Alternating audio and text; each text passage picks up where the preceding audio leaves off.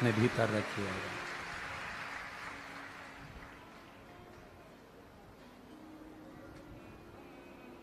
ये दुनिया बड़ी विचित्र है। लाकिट, पाकिट और जाकिट का युग है। क्या क्या चीज? जम के बोलिए। लाकिट, पॉकेट और जाकिट का युग है। और जिनके पास में ये तीन चीजें अच्छी आ जाती है, लॉकेट मतलब जेवर, आभूषण, काया, ये सब लॉकेट के अंतर्गत आता है। आप सुंदर हो गए, काया अच्छी है आपकी, आपके पास में खूब ज्वेलरी है, गाड़ी है, बंगला है, जमीन है, जायदाद है, तो कहीं ना कहीं थोड़ा ना थोड़ा अहंकार आपके भीतर आ जाएगा। पॉकेट, जेब में अगर पैसा है, धन बहुत सारा है, संपदा बहुत सारी है, खूब पैसा आपकी जेब में, आपकी तिजोरी में, आपके बैंक में, बैलेंस अच्छा है, दुकान अच्छी चल रही है, व्यापार अच्छा चल रहा है, तो जिसके पास ज्यादा पॉकेट में धन होता है उसको भी अहंकार आ जाता है। जॉकेट, कपड़े बड़े सुंदर हैं, हमारा घर बड़ा सुंदर है, हमारा आभूषण बड़ा सुंदर है, हमारी व्यवस्थाएं बड़ी सुंदर है। लॉकेट, जॉकेट और पॉकेट, ये तीन की गर्मी, इन तीन चीज की जो गर्मी होती है ना, एक लॉकेट की गर्मी मतलब सुंदरता की गर्मी, धन की गर्मी, वैभव की गर्मी, सत्ता की गर्मी। एक पॉकेट की गर्मी, जेब में अगर पैसा भरा है तो ये गर्मी बड़ी बुरी है। काया की, सुंदरता की गर्मी, धन वैभव की गर्मी, पॉकेट की गर्मी और अच्छे कपड़ों की, अच्छे बंगले की, अच्छी गाड़ी की गर्मी बहुत बुरी है। मेरे महादेव के पास में ना लॉकेट है, बोलते जाओ, और ना पॉकेट है और ना जैकेट है। मेरे महादेव के पास में ना पॉकेट, ना लॉकेट, ना जैकेट, और उसके पास में जो लॉकेट है वो दुनिया का कोई व्यक्ति लटका नहीं सकता। जो उसके पास में लॉकेट है, जो उसके पास में लॉकेट रखा हुआ है बासुकी नाग का, वो एक भी लटका नहीं सकता। और उसके पास में पॉकेट भी नहीं है, क्योंकि कपड़े सिले हुए पहनते तो जेब होती है, अब तो यहां तो जेब ही नहीं। इसलिए जन्म लिया बच्चा भी लॉकेट, पॉकेट और जॉकेट लेकर नहीं आता, और मरने वाला व्यक्ति भी लॉकेट, पॉकेट और जॉकेट लेकर नहीं जाता।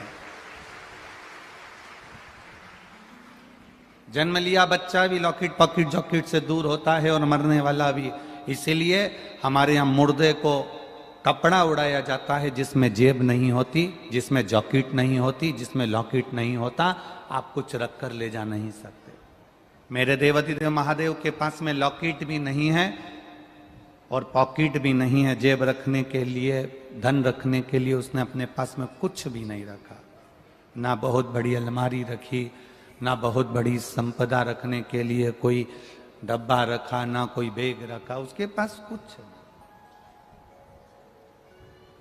और ना उसके पास में जॉकेट है, वो जॉकेट से भी परे, उसको कपड़े से कोई मतलब नहीं।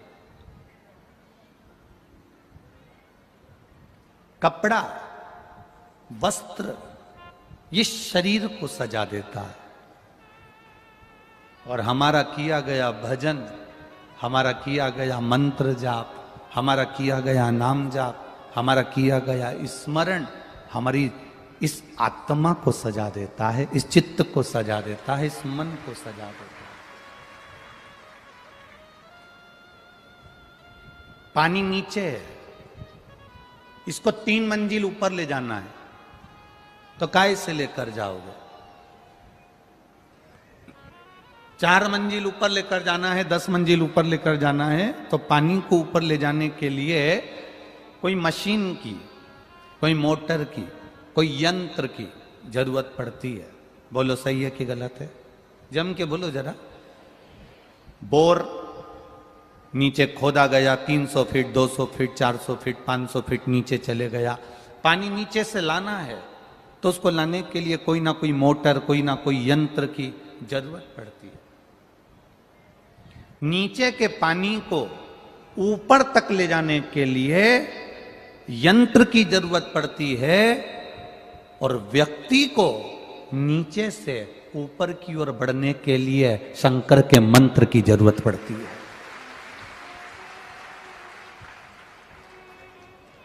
यंत्र के बिना पानी बोर में से ऊपर नहीं जा सकता। यंत्र बिना, मशीन बिना, मोटर बिना पानी नीचे से ऊपर नहीं जा सकता। और मंत्र के बिना, श्री शिवाय नमस्तुभ्यम के बिना, ओम नमः शिवाय के बिना, नमः शिवाय के बिना, महामृत्युंजय मंत्र के बिना, राम कृष्ण के बिना, भगवत भजन के बिना, राम कृष्ण हरि के बिना, भगवान के मंत्र के बिना, भजन के बिना व्यक्ति ऊपर की ओर नहीं बढ़ सकता। उसको बढ़ने में मंत्र की जरूरत पड़ेगी। बड़े बड़े व्यापारियों को देखिए, बड़े बड़े उद्योगपतियों को देखिए, हमारे यहाँ के भारत के बड़े बड़े धनपतियों को देखिए। टाटा बिरला को देख लेना, अंबानी परिवार को देख लेना, और भी जितने जितने करोड़पति, अरबपति, धनपति हैं हमारे भारत के, इनको देखना। अब इनके पास में इतना धन आ गया तो टाटा बिरला को क्या पड़ी कि बिरला मंदिर का निर्माण करते। बार बार पड़ गई, क्यों मंदिर में उनकी हथौड़ी चलती रहती है? जब अंबानी परिवार में इतना धन है तो नाथ द्वारा जाने की, सोमनाथ जाने की, द्वारकानाथ जाने की, काशी जाने की क्या जरूरत पड़ गई? क्यों जाते हैं? उनको मालूम है कि ये दौलत, ये सत्ता, ये वैभव, ये धन, ये संपदा हमें जो मिली है ये भगवान के मंत्र से मिली है। ये मंत्र जपते गए, स्मरण करते गए, कीर्तन करते गए, नाम जाप जपते गए तो हम भी उन्नति की सीढ़ी पर चढ़ते गए। जैसे जैसे मंत्र जपा गया है, जैसे जैसे भजन किया गया है, वैसे वैसे हम उन्नति की ओर बढ़ते चले गए, ऊपर की ओर बढ़ते चले गए। ये चमक ये दमक फुल्लवन में महक, सब कुछ सरकार तुम ही से है। हम ये बढ़ रहे हैं। पानी को नीचे से ऊपर तक ले जाने के लिए मोटर की, मशीन की, यंत्र की जरूरत पड़ती है, और इस मन को परमात्मा तक ले जाने के लिए, व्यक्ति को उन्नति की ओर बढ़ने के लिए भगवान के मंत्र की जरूरत पड़ती है। आप जितना मंत्र का जाप करोगे, आप जितना भगवान की भक्ति का स्मरण करोगे, आप जितना भजन करोगे, आप जितना नाम जाप करोगे, आप धीरे धीरे उन्नति की सीढ़ी पर चढ़ते चले जाओगे। एक अंदाजा लगाना, कोरोना महामारी के पहले आप लोगों ने अगर शिव महापुराण की कथा नहीं सुनी थी तो एक अंदाजा लगाना कि उसके पहले की जिंदगी क्या थी आपकी। कितना दुख, कितनी तकलीफें सामने आती थी, कष्ट आता था, बीमारियां आती थी, तकलीफें बढ़ती थी, व्यापार नहीं चल पाता था, 1 रुपये कमाने के लिए भी दिन भर बैठना पड़ता था, मेहनत करना पड़ती थी बहुत ज्यादा। और धीरे धीरे आप लोगों ने जब शंकर जी के कथा पर विश्वास करा, शिव महापुराण पर भरोसा करा, शंकर जी को 1 लोटा जल चढ़ाना प्रारंभ करा, शंकर जी के मंदिर जाना प्रारंभ करा, तुम्हारे घर का कोई भी व्यक्ति जब मंदिर जाना चालू कर दिया, शिव जी की पूजन चालू कर दिया, शंकर जी पे लोटा भर जल चढ़ाना प्रारंभ कर दिया, शिव जी को भजना प्रारंभ कर दिया, टीवी पर कथा सुनना प्रारंभ कर दिया, पंडाल में आकर शिव पुराण कथा सुनना चालू कर दिए, तो अब तुम्हारे परिवार की दशा देखना, आपको पलटने देखने की जरूरत नहीं पड़ती। धीरे धीरे आप उन्नति की सीढ़ी पर चढ़ते चले जा रहे हो। आप धीरे धीरे उन्नति की सीढ़ी पर चढ़ रहे हो।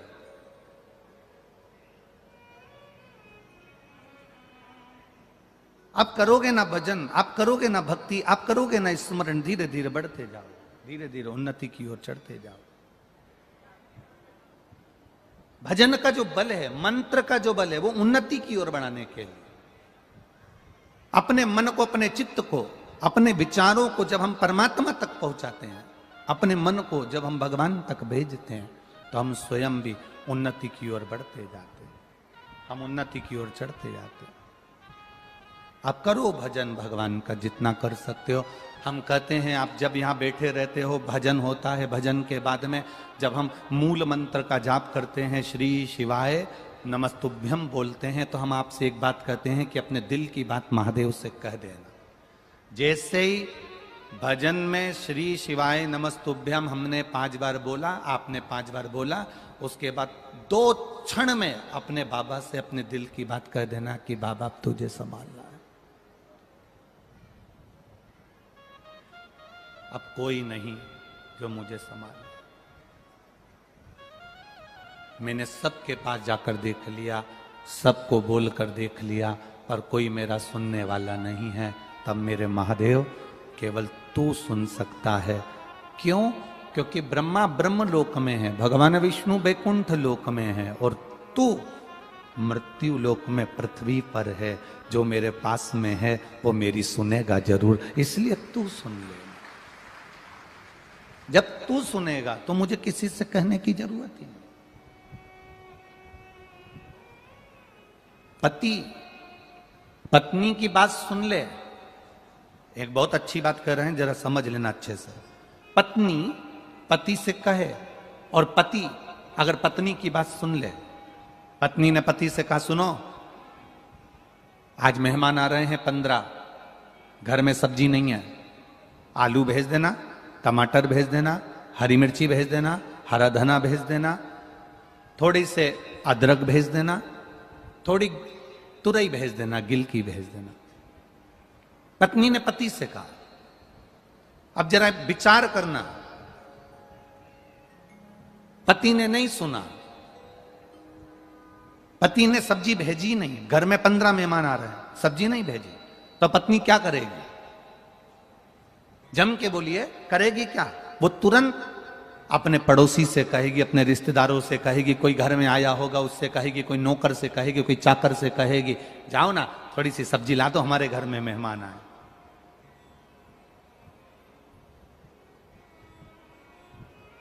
हमारे घर में मेहमान आए, आप सब्जी ला कर दे दो। पत्नी दूसरे से कहेगी। जब पत्नी दूसरे से कहेगी और पति आएगा शाम को और उसको मालूम पड़ा कि तुमने पड़ोसी से सब्जी क्यों बुलवाई, तो पत्नी क्या कहेगी?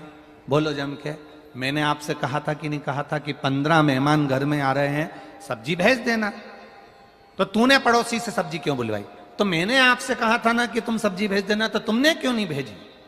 पति को बुरा लगेगा कि इसने पड़ोसी से सब्जी बुलवा ली। उसी तरह आप मृत्यु लोक के देव हो, पृथ्वी पर रहने वाले देव अधिदेव महादेव हो। अगर हम आपसे कहेंगे और आप नहीं सुनोगे और दूसरे से कहेंगे तो फिर आपको बुरा लगेगा। इसलिए हम किसी से नहीं कहते मेरे महादेव, केवल आपसे कहते हैं। आप सुनो, आपसे कहेंगे, किसी और से नहीं।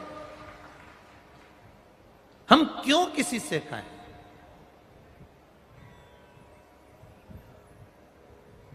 जो चोर को कुबेर बना सकता है वो हमारी नहीं सुन सकता।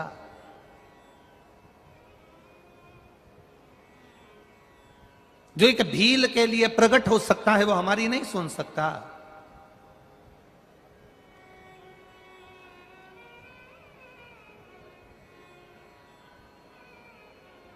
हम क्यों किसी से कहें?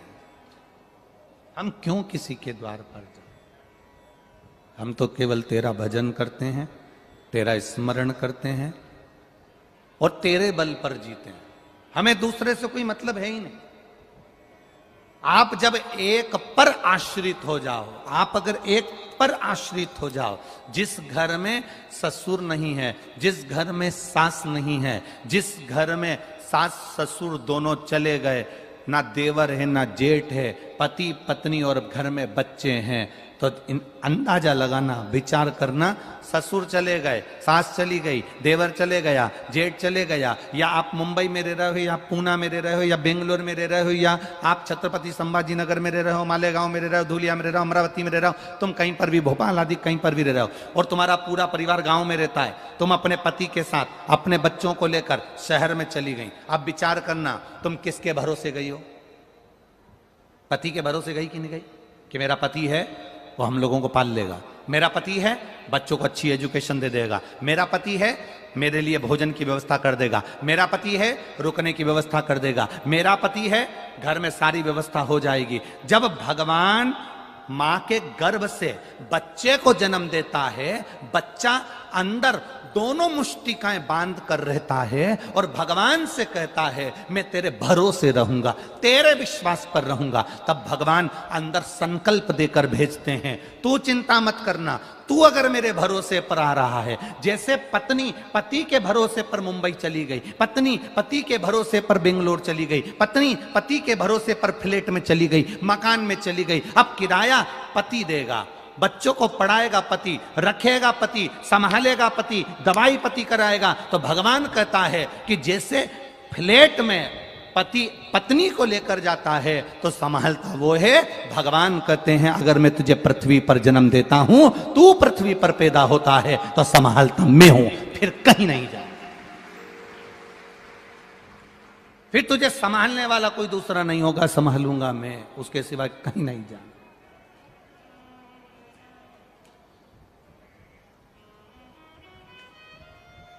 तेरा भरोसा मेरे भोले, तेरा सहारा है, मेरे भोले तेरा सहारा है, मेरी नैया का तू किनारा है,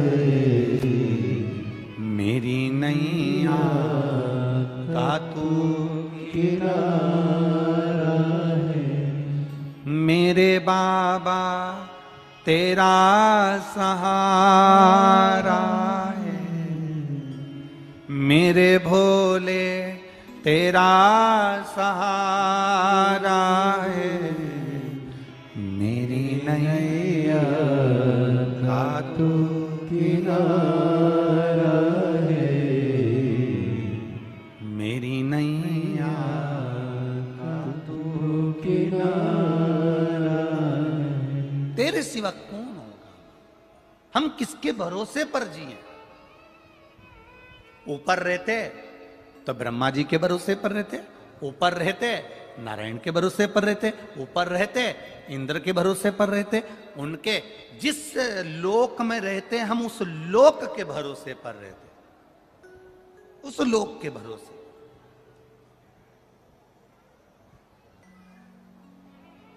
अब हम रह कहां रहे? पृथ्वी पर, ब्रह्मांड भूमि पर, मृत्यु लोक में। और मृत्यु लोक का अधिपति कौन? जम के बोलो जरा, देव अधिदेव महादेव। तो हम उसके भरोसे। अब और सरल भाषा में ले लो, छत्रपति संभाजी नगर में कथा का यजमान कौन? बोलते जाओ जरा, बोलते जाओ। विधायक प्रदीप जी जायसवाल, इनको यजमान किसने बनाया? देवाधिदेव महादेव। ठीक है, अब बुलाया किसने? देवाधिदेव महादेव की कृपा इन पर हुई और इन्होंने हमको यहां बुलाया। अब बुलाया तो व्यवस्था कौन करेगा? बोलते जाओ, जम के बोलो। महादेव इन पे कृपा करें और ये अपनी व्यवस्था करें, ये अपनी व्यवस्था करें। भगवान किसी ना किसी को प्रेरणा दे देता है, भगवान किसी ना किसी को पकड़ लेता है।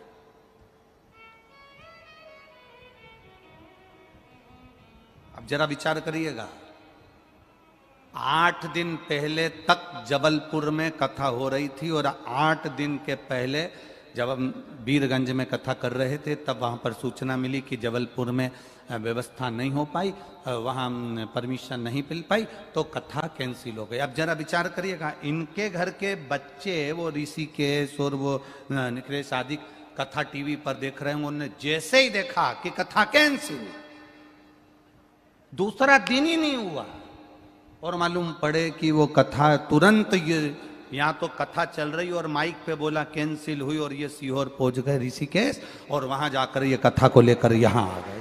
विचार करिएगा जरा।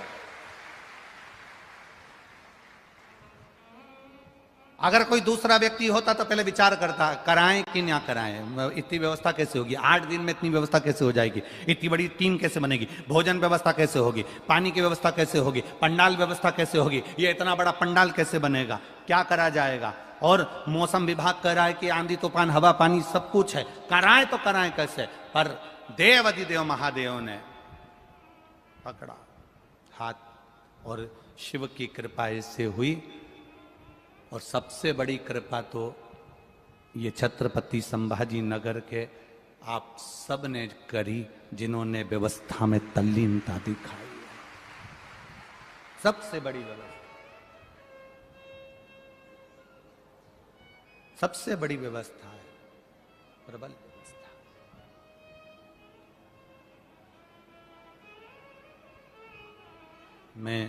हम लोग आज 6 दिन हो गए जायसवाल परिवार में आए हुए। हम कहेंगे कि ऋषिकेश निखिलेश, तुम्हारी माँ का संस्कार बड़ा प्रबल होगा जिसने तुमको इतना ज्ञानवान बनाया। ये तुम्हारी माता का संस्कार होता है। पिता का काम है बच्चों के लिए एजुकेशन देना, पिता का काम है बच्चों को अच्छे कॉलेज में पढ़ाना, पिता का काम है बच्चों को अच्छी कपड़े पहनाना, पेट भरकर भोजन देना। पर संस्कार देना यह माँ का काम होता है। तुम्हारी माता जरूर संस्कारवान प्रबल, जिन्होंने तुमको इतना ज्ञान दिया और तुम बच्चों में इतने ज्ञान आए, जो आज इस शिव महापुराण की कथा छत्रपति संभाजी नगर के इतिहास को रचकर जा रही है। ये शिव कृपा है। इतिहास रचा है छत्रपति संभाजी नगर की इस कथा ने। इतिहास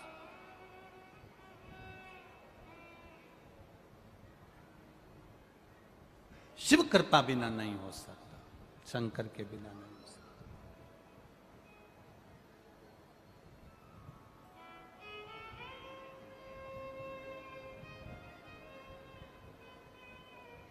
और उसके बिना कोई नहीं।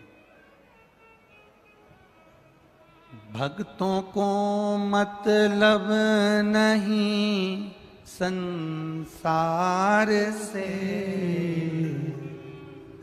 भक्तों को मतलब नहीं संसार से, पार करो हमको प्रभु मझधार से,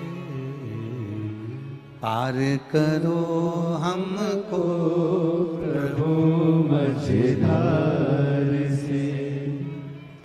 भक्तों को मतलब नहीं संसार से, भक्तों को मतलब नहीं संसार से, पार करो हमको प्रभु मझधार से, पार करो हमको प्रभु मझधार से, पार करो हमको प्रभु मझधार से।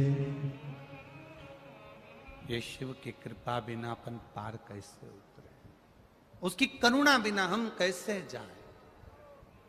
शिव पर भरोसा करने वाला, शंकर का गुणगान करने वाला, शिव भक्ति में डूबने वाला कभी नीचे नहीं जाएगा, उसका डिमोशन नहीं होगा। शंकर का गुणगान करने वाला और जो ईमानदारी से करे, ईमानदारी से मतलब जिसके हृदय में छल ना हो, जिसके हृदय में प्रपंच ना हो, दिखावा ना हो, जिसके हृदय में दिखावा नहीं होता।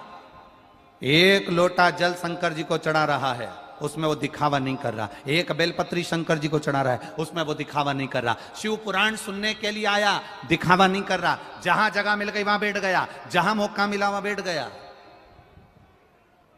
आज एक बात कहना चाहते हैं छत्रपति संभाजी नगर की इस पावन भूमि से। पहली कथा है जिसमें वीआईपीओं के बैठने की लड़ाई नहीं हो रही है। छत्रपति संभाजी नगर की यह पहली कथा है।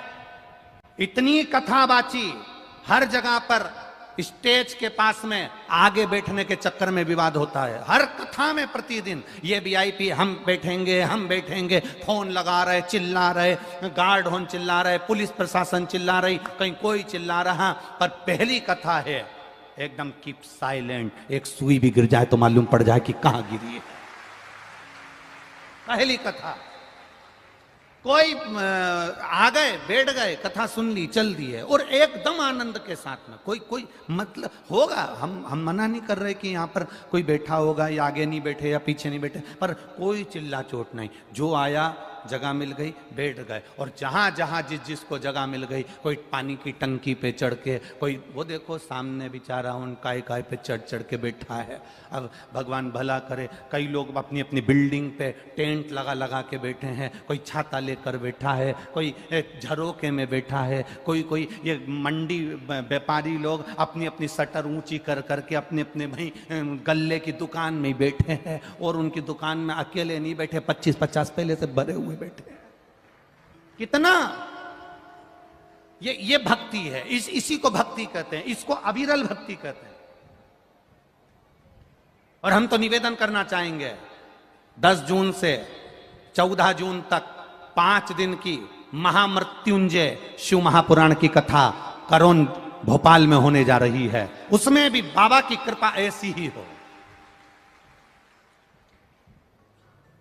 कथा का समय वही 2 बजे से 5 बजे तक रहेगा। और महामृत्युंजय शिव पुराण पहली बार सुनने को मिलेगी। महामृत्युंजय मंत्र का क्या फल होता है, महामृत्युंजय मंत्र घर में किस समय जपा जाता है, महामृत्युंजय मंत्र को लिखा क्यों नहीं जाता, और लिखते हैं तो उसका विसर्जन कैसे होना चाहिए। जब शिव का अभिषेक करते हैं तो महामृत्युंजय मंत्र को कितनी बार बोलना चाहिए। जब हम बीमार पड़े हैं, कोई व्यक्ति हॉस्पिटल में पड़ा है, तो वो महामृत्युंजय मंत्र का जप कर कर कौन सा पुष्प है जो शंकर को चढ़ाया जाता है और व्यक्ति 3 दिन के अंदर चलने लगता है, उस महामृत्युंजय मंत्र का स्मरण 5 दिन की कथा में करेंगे। 5 दिन की कथा में, भोपाल की उस पावन कथा में महामृत्युंजय शिव महापुराण कथा का तत्व ग्रहण करेंगे। आए भक्त कथा सुनने के लिए 10 से 14 तक कथा सुनो। बाबा की कृपा से रुद्राक्ष लो 15 का। 16 तारीख को सीहोर में कुछ भजन संध्या का आयोजन भक्तों ने रखा है, उसका आनंद लो और अपने जीवन का सार्थकता प्राप्त करो। ये जीवन का सुख है, ये जीवन का आनंद है, ये भक्ति है। इसी को भजन कहते हैं, इसी को भक्ति कहते हैं, इसके सिवाय कुछ नहीं। महाराज, भक्तों को मतलब नहीं, बोलो बोलो आप लोग बोलो, भक्तों को मतलब नहीं,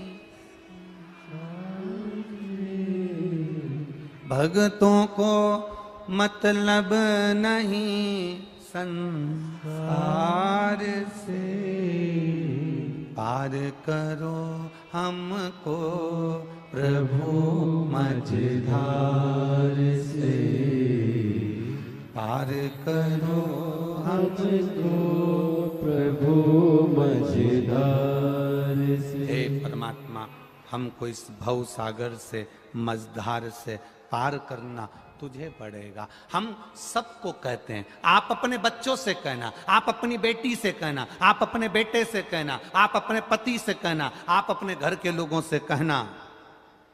मोटर गाड़ी में बैठकर देख लिया,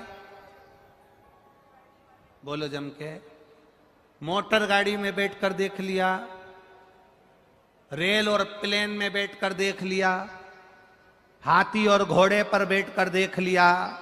अब एक बार जिंदगी में शिव पुराण के पंडाल में बैठकर देख लेना कि क्या मिलता है।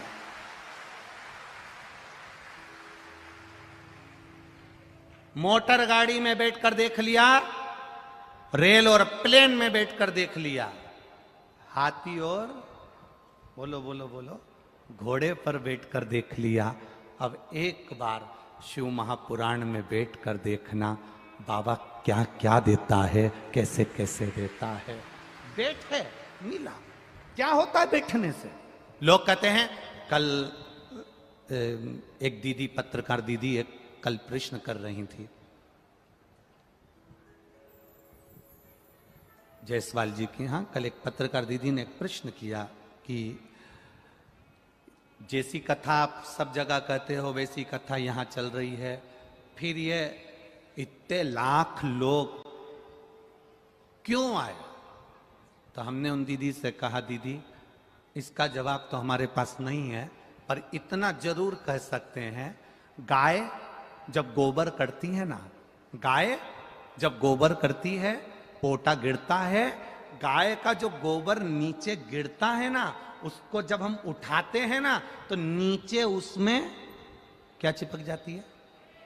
रेत, धूल, मिट्टी, कण चिपक जाते हैं। गाय गोबर करती है, नीचे गिरता है, उसमें धूल, रेत, मिट्टी चिपक जाती है।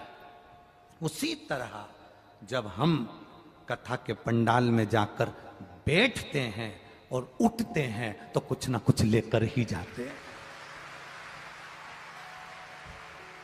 हम बैठे, गाय ने गोबर करा, नीचे गिरा, उसको उठाया तो उसमें धूल गिरी। हम जब बैठे हैं, भजन कर रहे हैं, बैठकर स्मरण कर रहे हैं, इसलिए श्री शिवाय नमस्तुभ्यम जब बोलने का समय आता है, आपसे कह देते बैठ जाओ अपनी जगह पर, बैठो नीचे, बैठो।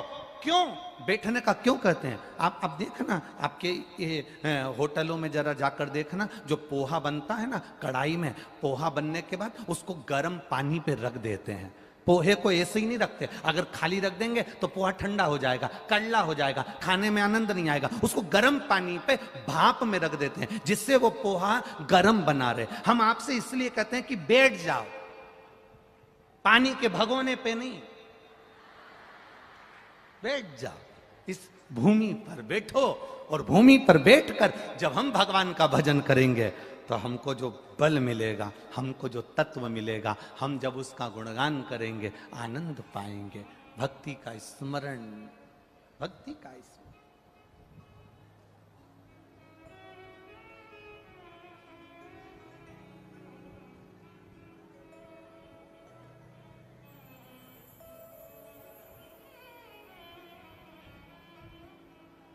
और जब भक्ति का स्मरण, भक्ति का बल बढ़ेगा तो सुख का अनुभव अपने आप होगा, अपने आप।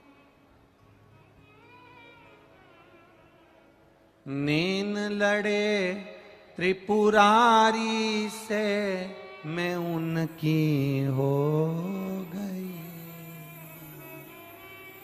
ले नैन लड़े त्रिपुरारी से,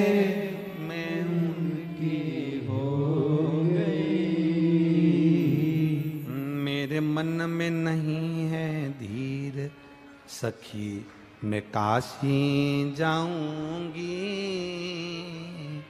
मेरे मन में नहीं है धीर, सखी मैं सीहोर जाऊंगी। ये धीर तक खत्म हो गई, खत्म, समाप्त। बैठ लिया, गाड़ी मोटर में बैठकर देख लिया, रेल प्लेन में बैठकर देख लिया, हाथी घोड़े पर बैठकर देख लिया। अब एक बार जब तुम्हारे नगर में कथा हो, तुम्हारे गांव में कथा हो, तुम्हारे शहर में कथा हो, तुम्हारे घर में कितना भी काम पड़ा रहे, कितनी भी पंडाल में भीड़ हो रही हो, कितनी भी भीड़ हो रही हो, चाहे ट्रैफिक कितना भी जाम हो रहा हो, कितनी भी दूर से तुम्हें पैदल चलकर आना पड़ रहा हो, पर एक बार प्रयास करना, अपना दरवाजा छोड़कर, घर छोड़कर, वीआईपी पन छोड़कर उसके पंडाल में बैठकर देखना कि वो देता क्या है, क्या देगा वो, ये उसके ऊपर। आपका वीआईपी पन छोड़ देना, गाड़ी छोड़ा, बंगला छोड़ा, घर छोड़ा, मोबाइल घर पर छोड़ आना, सोने की रकम घर पर छोड़कर आना, बड़ा पर्स घर पर छोड़कर आना, बहुत पैसा घर पर छोड़कर आना, अकेले शिव के होकर जाना, अकेले शंकर के होकर जाना।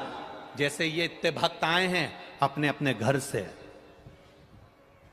हमने उज्जैन से देखा, उज्जैन में जब कथा हो रही थी तो उज्जैन के लोग भी पंडाल के अंदर रह रहे थे 7 दिन तक। हमने परभणी में देखा, परभणी के लोग भी परभणी के पंडाल में रह रहे थे। मालेगांव में देखा, मालेगांव के लोग भी मालेगांव के पंडाल में रह रहे थे। और यहां छत्रपति संभाजी नगर में भी हमने देखा कि छत्रपति संभाजी नगर के लोग भी कथा के पंडाल में बैठकर कथा सुन रहे हैं, रहकर कथा सुन रहे हैं। अपना अपना बैग लेकर आ गए और कथा के पंडाल में। हमने एक व्यक्ति से उज्जैन में पूछा था कि तुम्हारा घर उज्जैन में है तो तुम अपने घर क्यों नहीं जाते, पंडाल में रहकर कथा क्यों सुन रहे हो? उसका एक प्रश्न का उत्तर उसने जो दिया, गुरुजी घर केवल सोने के लिए तो जाना है, सोने जाएंगे वापिस आएंगे, गाड़ी मिले ना मिले 2 किलोमीटर दूर रोज छोड़ देते हैं, वहां से पैदल पैदल चलकर यहाँ तक आओ, फिर यहाँ पर बैठने की जगह मिले ना मिले, इससे अच्छा है 7 दिन की कथा हम तो अपना घर छोड़ के पंडाल में आकर रह रहे हैं, कथा सुन रहे हैं, हमें कोई मतलब नहीं। अब ये मस्ती कहां मिलेगी? जितने लोग छत्रपति संभाजी नगर के हैं उनसे निवेदन है जो आज तक पंडाल में नहीं आए हो वो रात को आकर इस पंडाल का नजारा देखना, रात को आकर पंडाल का नजारा देखना। लोग ढोलक पीट रहे हैं, भजन गा रहे हैं, महिला मंडलों अपनी अपनी ढोलक मंजीरे ले लेकर भजन कर रही है, कोई खिचड़ी बांट रहा है, कोई चाय बांट रहा है, कोई कॉफी दे रहा है, कोई जूस दे रहा है, कोई फ्रूटी दे रहा है, कोई आइसक्रीम बांट रहा है, और लोग भजन में मस्ती कर कर आनंद कर कर अपनी जिंदगी जी रहे हैं। ये सुख कहां मिलेगा, ये आनंद कहां मिलेगा, ये भक्ति कहां मिलेगी? ये सुख का आनंद कहीं प्राप्त नहीं होने वाला।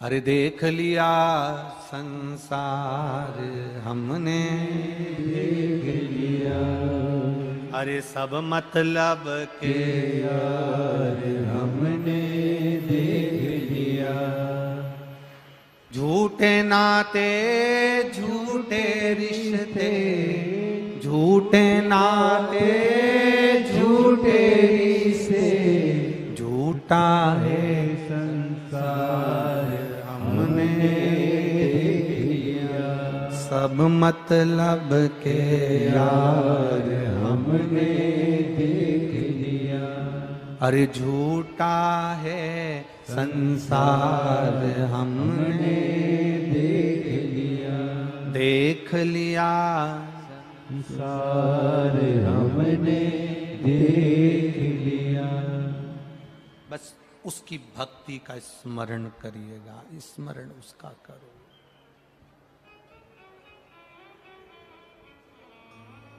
करो उसकी भक्ति, करो उसका भजन। एक बार बैठ कर देखो उसकी शरणागति में, एक बार जाकर देखो उसके भजन में। जैसे छत्रपति संभाजी नगर के लोगों को किस्मत खुल गई, भाग्य खुल गया, ये कथा मिल गई, ऐसे भोपाल वालों का भाग्य खुल गया जो 10 जून से 14 जून तक कथा मिल गई। 5 दिन की शिव पुराण जो मिली, ये भाग्य खुला है। कथा आसपास में बार बार तो होती नहीं है, पर मौका मिले तो सुनो, उसको धारण करो, जीवन में उतारो उसको। शिव कथा कह रही है, भगवान शंकर का संवाद कह रहा, शिव महापुराण की कथा कहती है। एक बड़ा सुंदर संवाद शिव महापुराण का कहता है। एक बिलवा नाम का भक्त था, जिसका नाम था बिलवा। सपेरा था, सांप पकड़ने का उसका काम था। जंगल में रहता था, सांप पकड़ना, सांप का जहर निकालना, सांप उसको प्रियता था। सपेरा था, सांप से ही उसकी जिंदगी थी। बीना बजाता, सांप नचाता और आनंद पाता। सांप केवल सर्प से मतलब, और वो बिलवा इतना शिव का भक्त था, इतना भक्त था।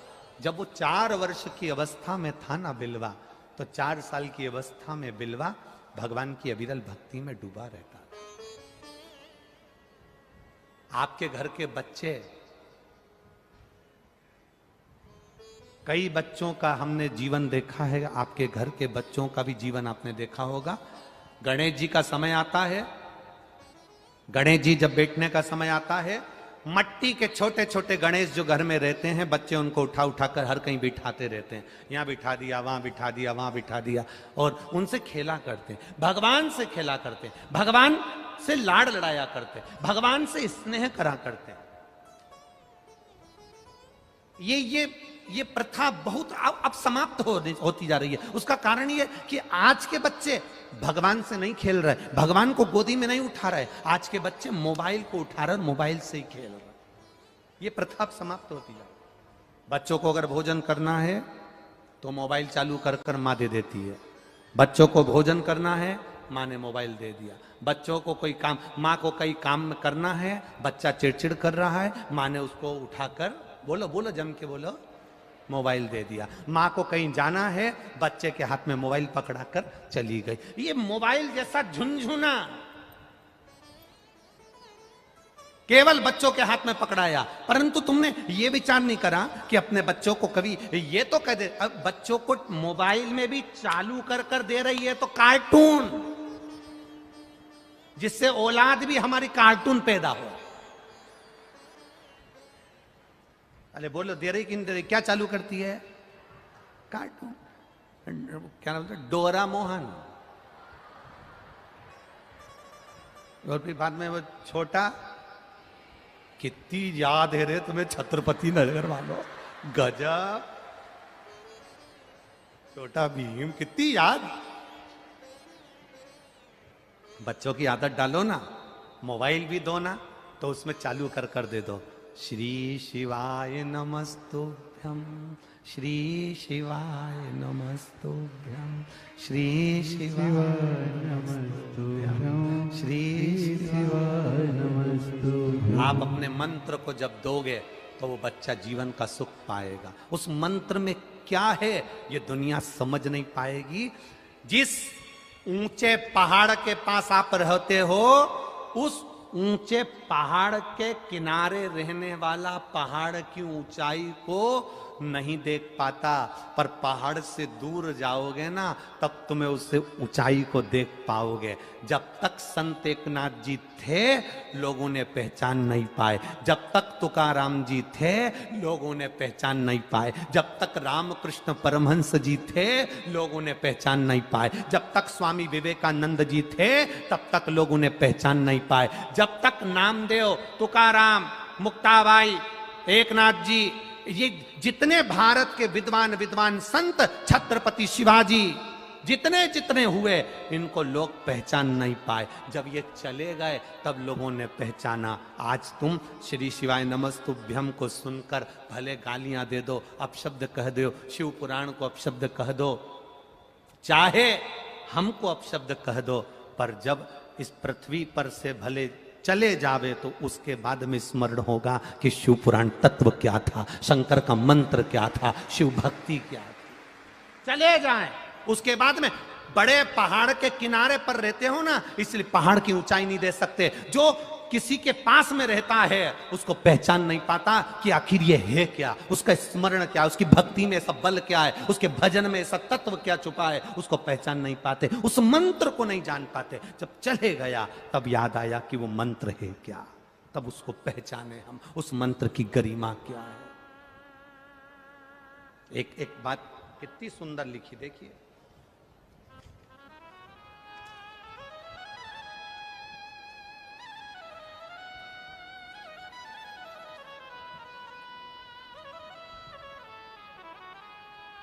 गुरुजी में चित्राबाई, परदेसी, रहने वाली सेदुणी की, तहसील जामनेर। कहीं बैठी हो तो हाथ हिला सकती हैं, जहां कहीं भी बैठी हो अपना हाथ हिला सकती हैं। चित्राबाई, परदेसी, रहने वाली सेदुणी, तहसील जामनेर। कहीं बैठी हो तो अपना हाथ हिला। इधर बैठी हैं क्या? बैठी हैं इधर? हाँ, तो पर्दे में हमें तो नहीं दिख रही, कैमरे वालों को दिख जाए तो अवश्य कैच करिएगा। हाथ हिला दो बहन, हाँ हाथ हिला दो एक बार। मैं चित्राबाई, परदेसी, रहने वाली सेदुणी, तहसील जामनेर। आप लोग पत्र में भी पढ़ सकते हो। जिला जलगांव। मेरे पति, इनको मुंह का कैंसर हुआ था। 16/9/2022 को ऑपरेशन हो गया। उसके बाद हम केमोथेरेपी कराते रहे, रेडिएशन देते रहे, पर आराम नहीं लगा। 1 महीना तक हमने MRI करने का फिर मन में विचार आया, फिर करवाया, पर कैंसर उतना की उतना ही रहा। कैंसर ठीक नहीं हो पाया। डॉक्टर साहब ने कहा कि इनको वापिस ऑपरेशन करना पड़ेगा। तब हमने पशुपतिनाथ का व्रत करने का मन में विचार बनाया और पशुपति व्रत करना प्रारंभ करा। शिव जी पे चढ़ा हुआ जल लाते, अपने पति को दे देते, बेलपत्र लाते, वो उनको दे देते, टीवी पर कथा सुनते, आस्था चैनल पर बाबा से प्रार्थना करते कि इनको ठीक कर दो। बाबा की कृपा से जब कैंसर वापिस हो गया, फिर वापिस हम जांच कराने के लिए गए तो बाबा की कृपा से सारी रिपोर्ट नॉर्मल आई। अब उनका कैंसर ठीक है और बाबा की कृपा है। ये शिव तत्व। बैठिए बहन। हर हर महादेव। शिव तत्व इसी को कहते। एक पत्र और देखिए।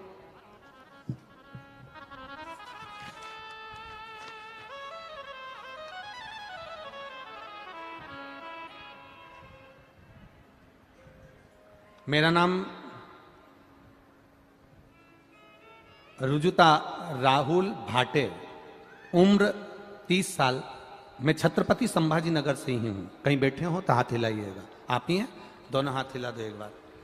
छत्रपति संभाजी नगर से हूं।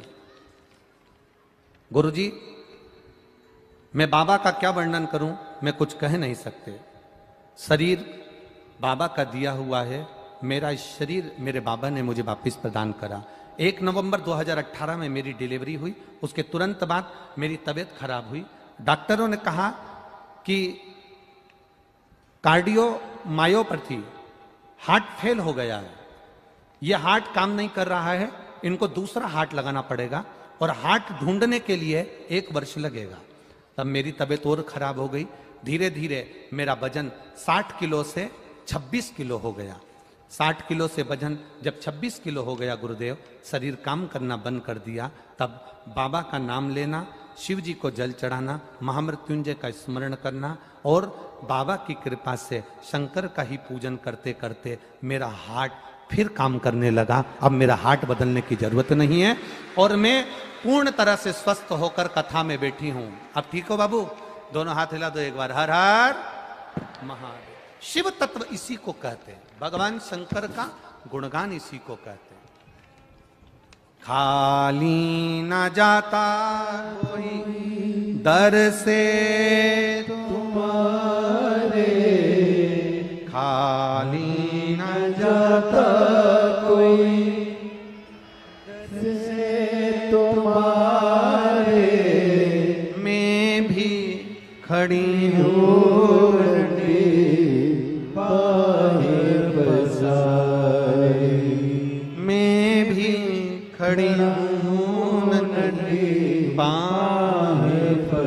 बैठो बाबू, बैठ जाओ, बैठ जाओ।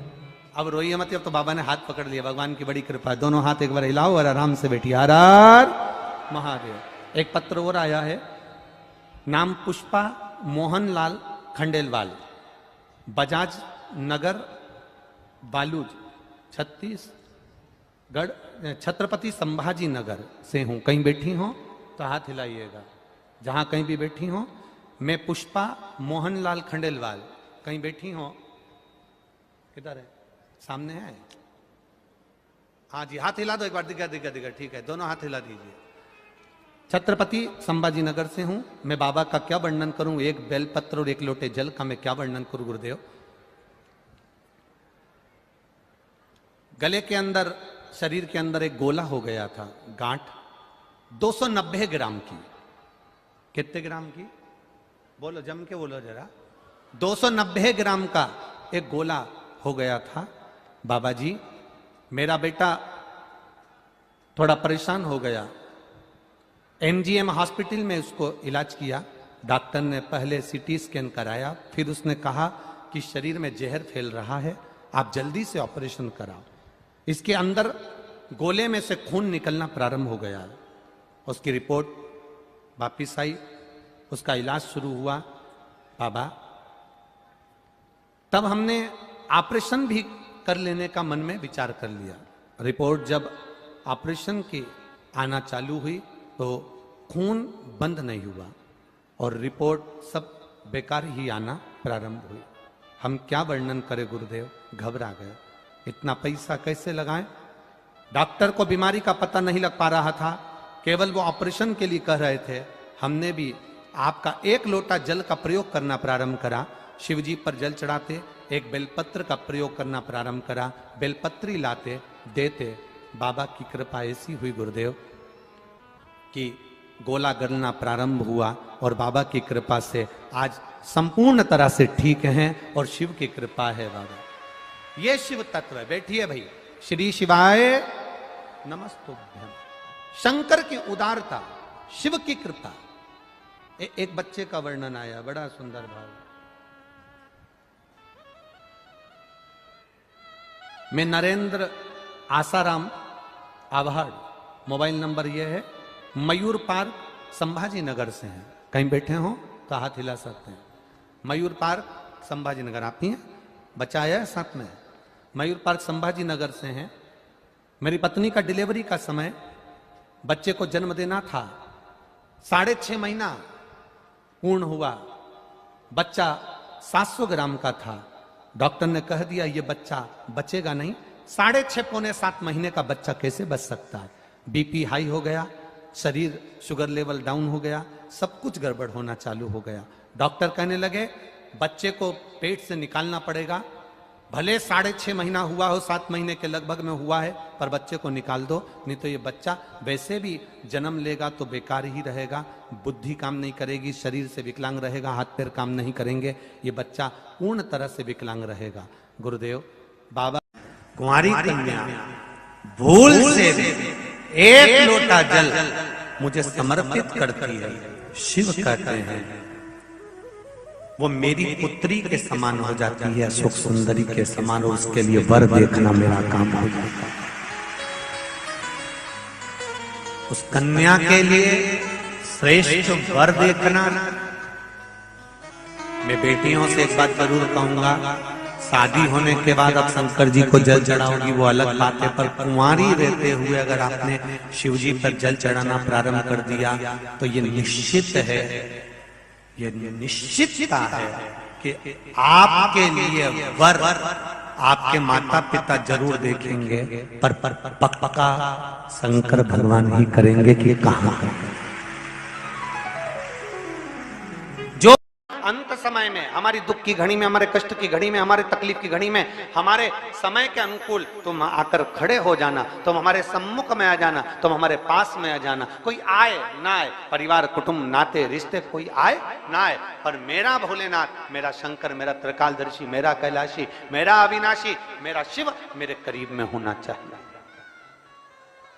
नंदी लंकाधिपति रावण से कह रहे हैं मांग ले, जाकर शंकर जी से कह दे कि मेरे अंत समय में तुम आकर खड़े हो जाना, तुम मुझे बचा लेना।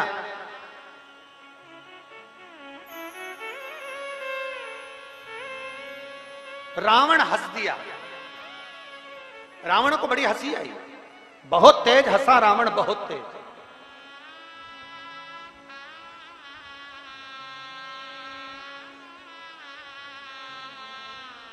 और उसने हंसने का कारण क्या था? रावण के हंसने का कारण केवल इतना था, रावण कह रहा था मेरे सामने और काल, मेरे सामने और काल आ जाए, ये हो ही नहीं सकता।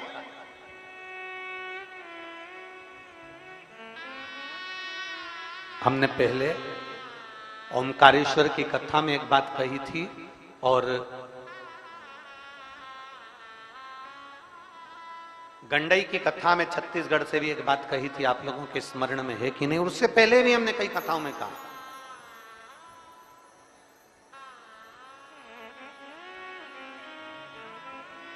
अपने भीतर इतना अहम, अपने भीतर इतना अहंकार, अपने भीतर इतनी अहमता कभी मत आने देना कि आपको यह महसूस होने लगे कि आप इंसान नहीं, आप मनुष्य नहीं हैं।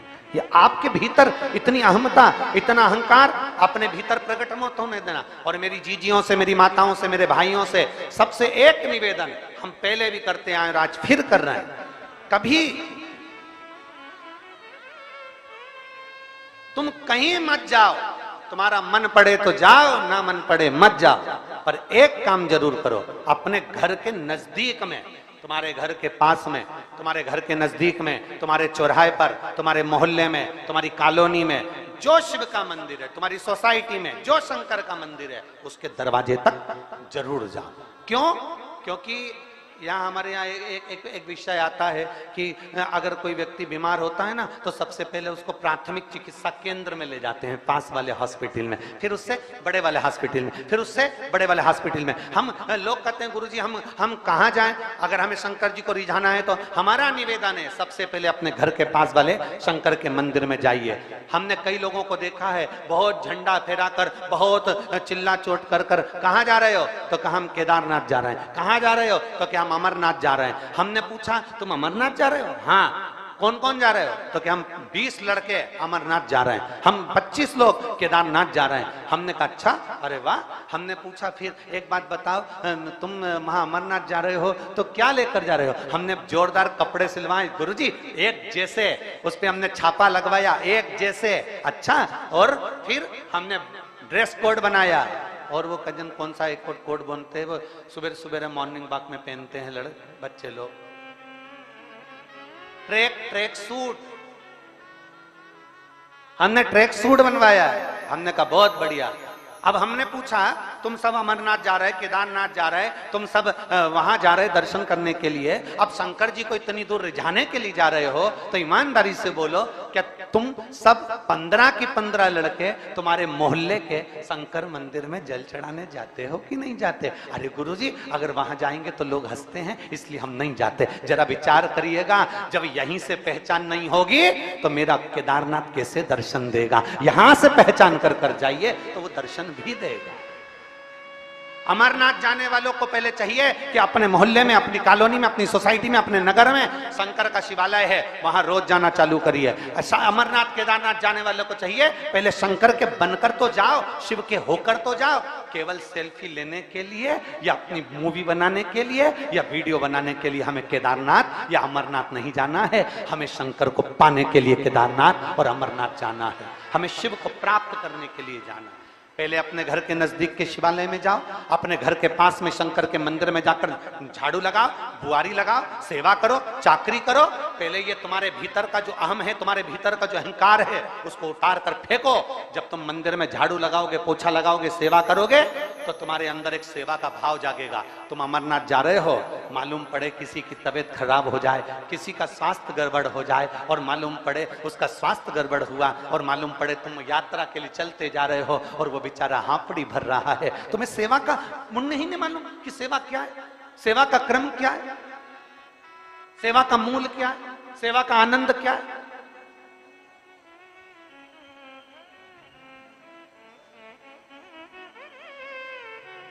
सेवा की मूलता को हम जाने। हम अगर शंकर के मंदिर में सेवा करना जानते हैं, हम शिव के मंदिर में झाड़ू लगाना जानते हैं, हम शंकर के मंदिर में पोछा लगाना जानते हैं। कोई गंदा कर कर चले गया, तुमने फिर झाड़ू लगा दी, तुम्हारे मुंह से तुमने अपशब्द नहीं कहा कि भैया तुमने गंदा कर दिया, नहीं, तुमने झाड़ू लगा दी, फिर वो गंदा कर कर गया, फिर तुमने पोछा लगा दिया। एक संत का चरित्र आता है, उससे जलने वाले, उससे ईर्ष्या करने वाले बहुत सारे थे। पेड़ पर जाकर बैठ गया एक व्यक्ति, और पेड़ पर जाकर बैठा, और आज संत गंगा का स्नान कर कर आ रहे थे, उसने ऊपर से पान खाकर थूक दिया। संत वापिस गंगा नहाने चले गए, वो वापिस थूक दिया, फिर गंगा नहाने चले गए, वो फिर थूक दिया। बार बार संत को थूका जा रहा था और संत गंगा का स्नान कर रहे थे। आखिरी में उसके मुंह में कोई थूक बचा ही नहीं, वो नीचे आकर चरणों में पड़ गया, गुरुदेव मैंने तुम्हारे ऊपर इतनी बार थूका, तुमने एक बार भी अपशब्द नहीं कहा। इतने में गुरु जी ने उस थूकने वाले के चरण पकड़ लिए। भाई मैं रोज गंगा की एक डुबकी लगाता था, आज तेरी कृपा से 108 बार पूरी लग गई। ये कृपा नहीं तो और क्या, ये दया नहीं तो और क्या है। गला पकड़ रहा है, ये कृपा नहीं तो और क्या है, ये दया नहीं तो और क्या है। ये तेरी कृपा से हुआ, ये तेरी करुणा से हुआ, ये तेरी दया से हुआ और तेरी कृपा से हुआ। अरे भाई अगर हम सेवा का क्रम धारण करेंगे, हम सेवा के मूल को जानेंगे कि कोई को तकलीफ हो रही है, किसी का पेट दर्द हो रहा है, किसी को कष्ट हो रहा है, तो सबसे पहले हमें खड़े होना चाहिए।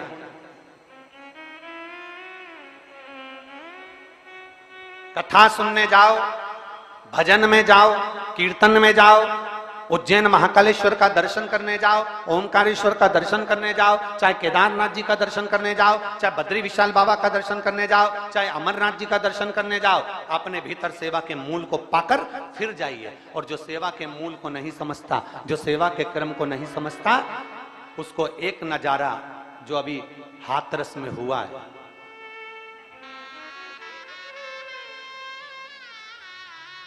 कैसे हो गया,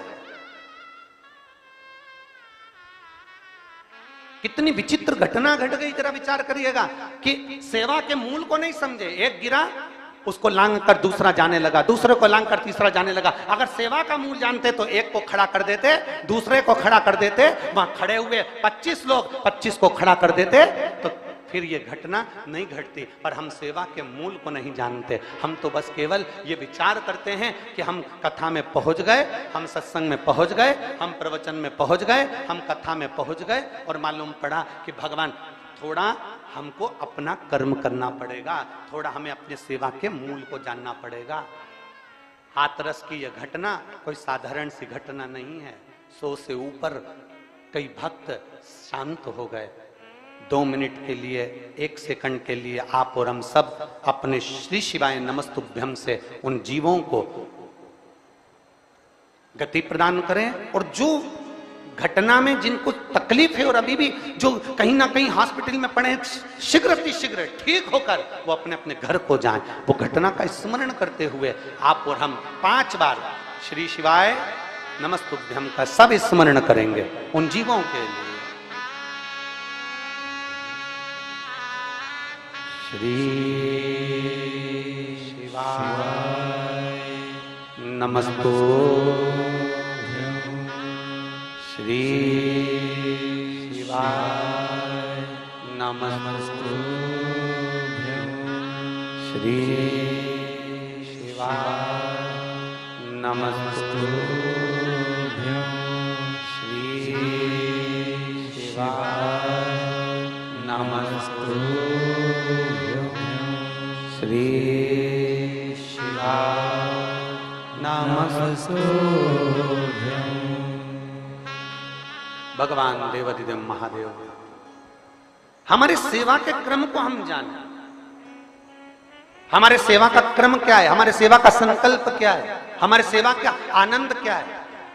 मैं धन्यवाद देना चाहूंगा विदिशा के कलेक्टर महोदय को, मैं धन्यवाद देना चाहूंगा विदिशा के एसपी एसएसपी महोदय को, मैं धन्यवाद देना चाहूंगा विदिशा के टीआई और यहाँ के सभी प्रशासनिक अधिकारियों को, यहाँ के आईजी आदि आदि जितने भी कमिश्नर आदि हैं, सबको साधुवाद देना चाहूंगा कि वहां से लेकर जहां से चालू होता है रोड, वहां से लेकर विदिशा के इस क्षेत्र में जहां कथा हो रही है, पूरे क्षेत्र को केवल साधारण ये नहीं कि केवल कांस्टेबल लगे हों या पुलिसकर्मी लगे हों, बड़े से बड़ा अधिकारी भी, चाहे एसडीएम हो, चाहे कमिश्नर हो, एसएसपी हो, एसपी हो, कलेक्टर हो, बड़े से बड़े अधिकारी भी इस पूरे कार्यक्रम को जज कर रहे हैं और कैसे ना कैसे इसको सफल बनाने का प्रयास कर रहे हैं।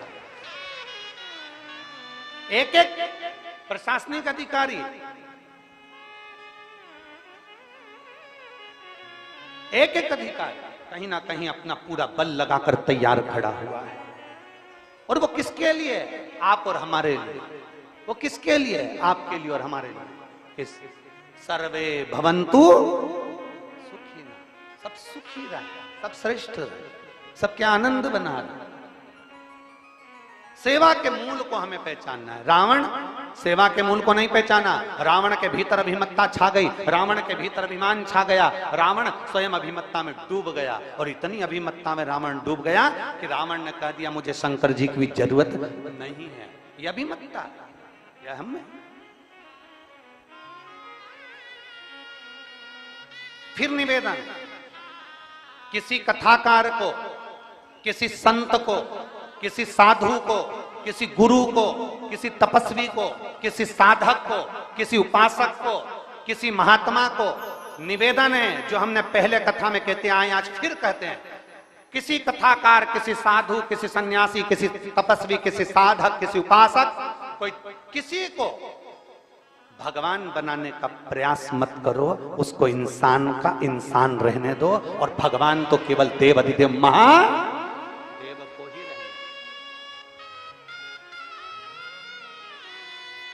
भगवान तो देवादिदेव महादेव को रहने दो, जितना बन सके भगवान की अविरल भक्ति को धारण करो, जितना बन सके भगवान शिव की अविरल भक्ति को धारण करो, जितना बन सके शंकर के दरवाजे पर जाया करो, शिव की गुणगान को गाया करो, जितना बन सके, जितना हो सके।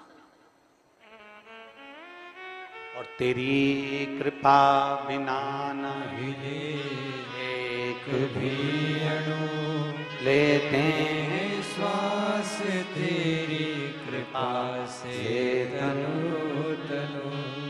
एक जीव साधारण हो, एक जीव। और भगवान देवादिदेव महादेव का चरित्र कहता है, भगवान शिव का संवाद कहता है, ओगरदानी की कथा कहती है महाराज, अपने जीवन की एक आनंदता सुख को प्राप्त करिएगा, अपने जीवन के एक आनंद भाव को प्राप्त करिएगा। और शंभु शरणे पड़ी मांगो घड़ी रे घड़ी, दुख काटो दया करी दर्शन आपो। भगवान शिव की कथा कहती है, 7 दिवसीय जो शिव महापुराण की कथा विदिशा में चल रही है।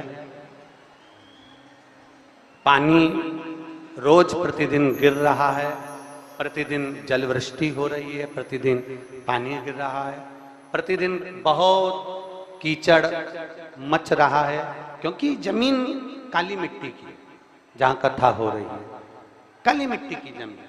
समिति ने बहुत अथक प्रयास किया, प्रशासन बहुत अथक प्रयास करी है, चारों तरफ पूरे विदिशा वालों ने बहुत प्रयास किया है, पर पानी गिरता है तो जमीन में ही जाता है, और जमीन गीली हो जाती है तो कीचड़ मच जाता है। तो ये प्रयास किया जा रहा है कि 7 दिन की कथा को आज चतुर्थ दिवस की कथा में ही विराम दिया जाएगा, जिससे आने वाले समय में आप सभी लोगों को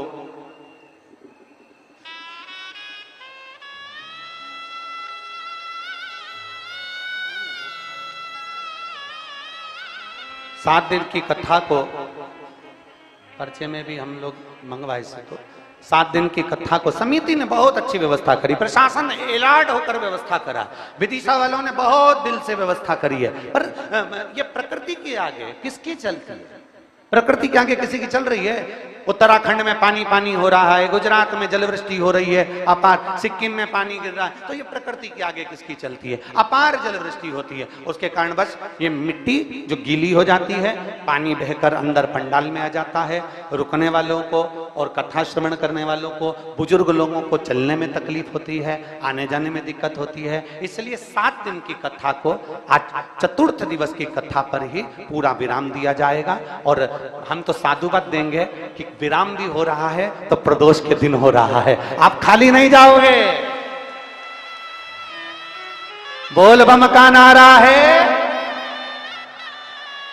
विराम भी हो रहा है तो प्रदोष के दिन मेरा बाबा आपके साथ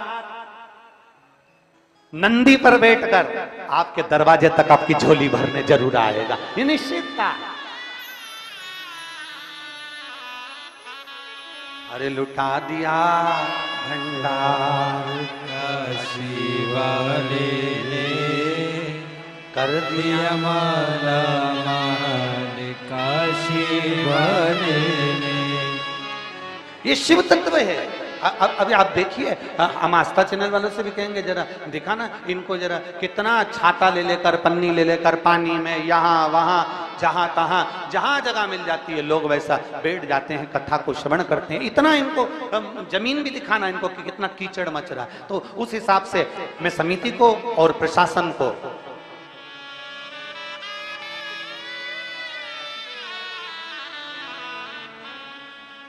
तो इसलिए आज की कथा तो पूरी होगी बड़े भाव से आनंद के साथ में, पर जो कथा 7 दिन की थी उसको 4 दिन पर विराम करेंगे, क्योंकि जो बुजुर्ग लोग हैं, वृद्ध लोग हैं, वो कहीं उनको कष्ट ना हो, बड़े प्रेम से कथा का रसपान करते हुए आनंद पाए।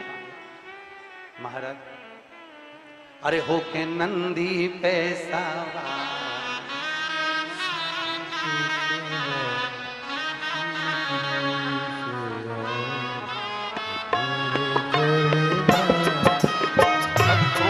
पुकार हो होके नंदी पे सवार काशी नगरी से आए हैं मेरे भोलेनाथ। सुन के भक्तों की पुकार होके नंदी पे सवार काशी नगरी से आए हे मेरे भोलेनाथ। सुन के भक्तों की पुकार होके नंदी पे सवार काशी नगरी से आए हैं मेरे भोलेनाथ। सुन के भक्तों की पुकार होके नंदी पे सवार काशी नगरी से आए पीछे वाले भी दोनों हाथों से मेरे भोलेनाथ।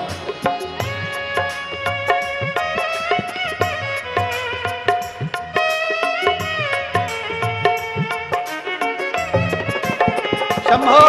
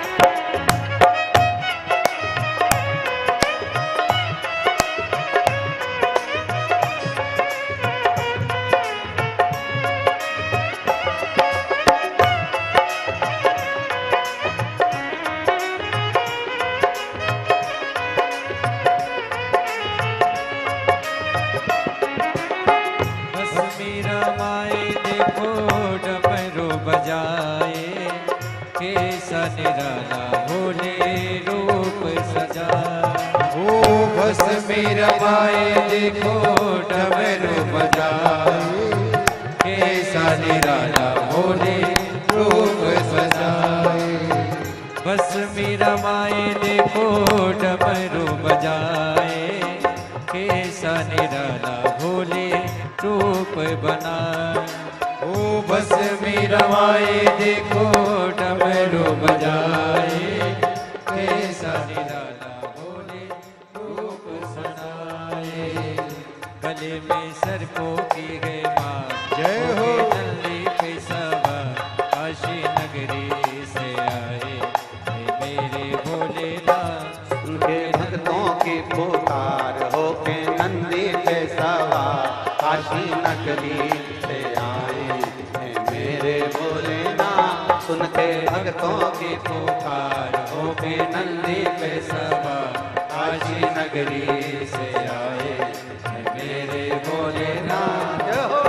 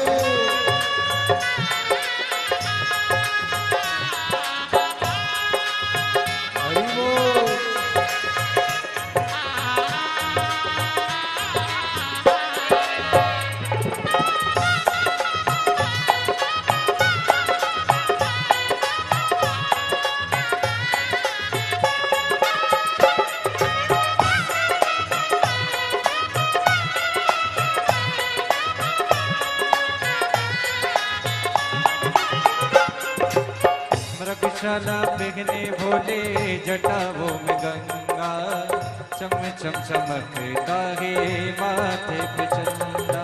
ओ मृगशाला पहने भोले जटाओं में गंगा, चम चम चमकता है माथे पे चंदा। मृगशाला पहने भोले जटाओं में गंगा, चम चम चमकता है माथे पे चंदा। ओ मृगशाला पहने भोले जटाओं में गंगा, चम चम चमकता है माथे पे चंदा। गोरा जी को लेके साथ होके नंदी पे सवार, काशी नगरी से आए मेरे भोलेनाथ। होके नंदी पे सवार, नंदनों की पुकार, काशी नगरी से आए मेरे भोलेनाथ। सुनते भक्तों की पुकार होके नंदी पे सवार, काशी नगरी से आए हैं मेरे भोलेनाथ। सुन के भक्तों की पुकार होके नंदी पे सवार, काशी नगरी से आए मेरे भोलेनाथ। सुन के भक्तों की पुकार होके नंदी पे सवार, काशी नगरी से आए हैं मेरे भोलेनाथ। के भक्तों की पुकार होके नंदी पे सवार, काशी नगरी से आए मेरे भोलेनाथ। काशी नगरी से आए हैं मेरे भोलेनाथ। काशी नगरी से आए मेरे भोलेनाथ। काशी नगरी से आए हैं मेरे भोलेनाथ। काशी नगरी से आए मेरे भोलेनाथ। महादेव है। अपने स्थान पर बैठकर भगवान शिव से अपने मन की बात बड़े भाव के साथ दिल से प्रार्थना करिए। भाव के साथ जहां जगह मिले वहां बैठ जाओ। अगर कीचड़ हो तो खड़े खड़े ही बाबा से प्रार्थना करिए। भाव से आनंद से विनती करिए।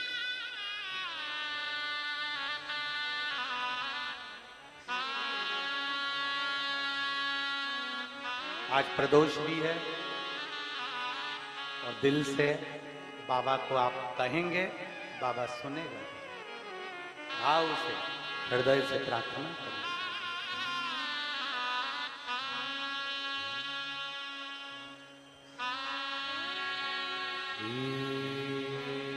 शिवाय नमस्तुभ्यं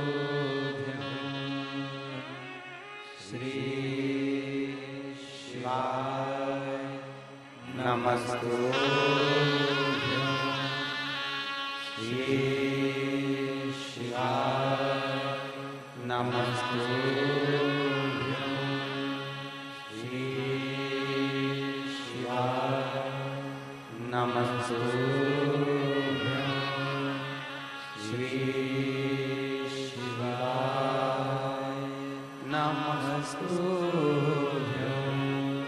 भोला सब दुख काटो तुम्हारा, ओ भोला सब दुख काटो तुम्हारा। शिव शंकर जपो तेरी माला, भोले बाबा जपो तेरी माला। भोला सब दुख काटो तुम्हारा, ओ भोला सब दुख काटो तुम्हारा। वेश है मंगलकारी, वेश है मंगलकारी। शमशान वासी हमारा, शमशान वासी हमारा।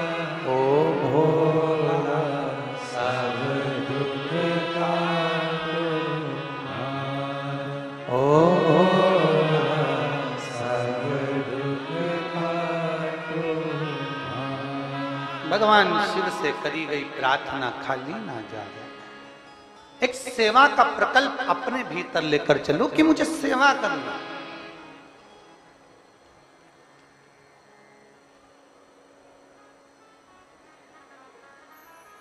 हम मंदिर जाते हैं, हम तीर्थ जाते हैं, हम देवालय शिवालय जाते हैं। ये मन में सोच कर जाओ, आधा घंटा थोड़ा ज्यादा लगेगा, 1 घंटा थोड़ा ज्यादा लगेगा, पर मैं किसी को धक्का नहीं दूंगी, मैं किसी को कष्ट नहीं दूंगा। आराम से बाबा के धाम पर मैं इतना खर्चा कर कर आया हूं, तो मैं आराम से बाबा का दर्शन करूंगी, आराम से दर्शन का आनंद। सेवा लेकर आओ, सेवा का प्रकल्प। हाथरस की घटना कोई साधारण घटना नहीं है, बड़ी दुखद घटना, बड़ी दुखद।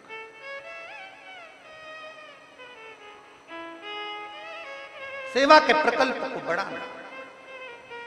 रावण मना कर दिया। नंदी ने कहा बोलो तो भगवान शंकर से कि देवादिदेव महादेव भगवान शिव ओघड़दानी त्रिकालदर्शी कैलाशी मेरी विपदा की घड़ी में तुम आ जाना। पर रावण ने कहा नहीं, मेरे आगे काल क्या करेगा। रावण को यह कहना था कि महाकाल के आगे काल क्या करेगा, पर रावण कहता है कि मेरे आगे काल क्या करेगा। ये भ्रम है व्यक्ति, ये व्यक्ति का भ्रम है।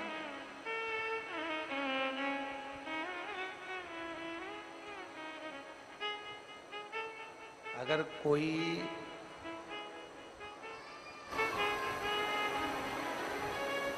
कितना भी महान हो जाए, कोई कितना भी उन्नति की सीढ़ी पर चढ़ जाए, शिव महापुराण की कथा कहती है, पर वो मेरे देव अधिदेव महादेव की चरण के धूल के समान है, महादेव नहीं बन सकता। वो मेरा राम, वो मेरा कृष्ण, मेरा शिव नहीं बन सकता, वो मेरा नारायण नहीं बन सकता। मानव मानव ही रहेगा।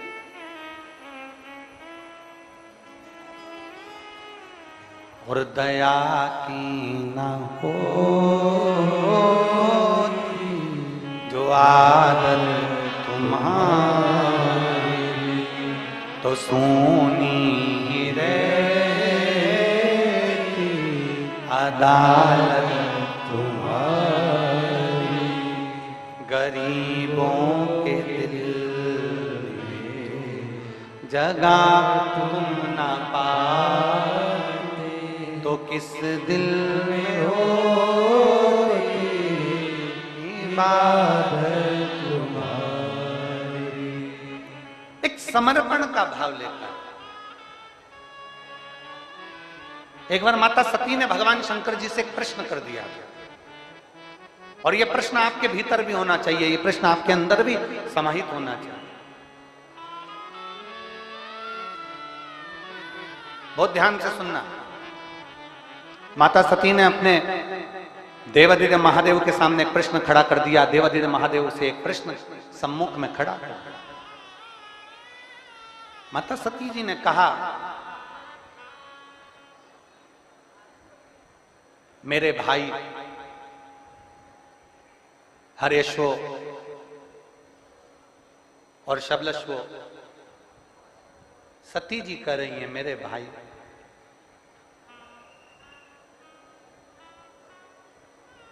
देवऋषि नारद ने इनको आपकी भक्ति में लगा दिया। मेरे भाई जिनको देवऋषि नारद ने भगवान की भक्ति में लगा दिया, मैं बाबा आपसे पूछना चाहती हूं, भोलेनाथ जी से सती मां कह रही है, मैं आपसे एक प्रश्न करना चाहती हूं, क्या आप मुझे उत्तर देंगे।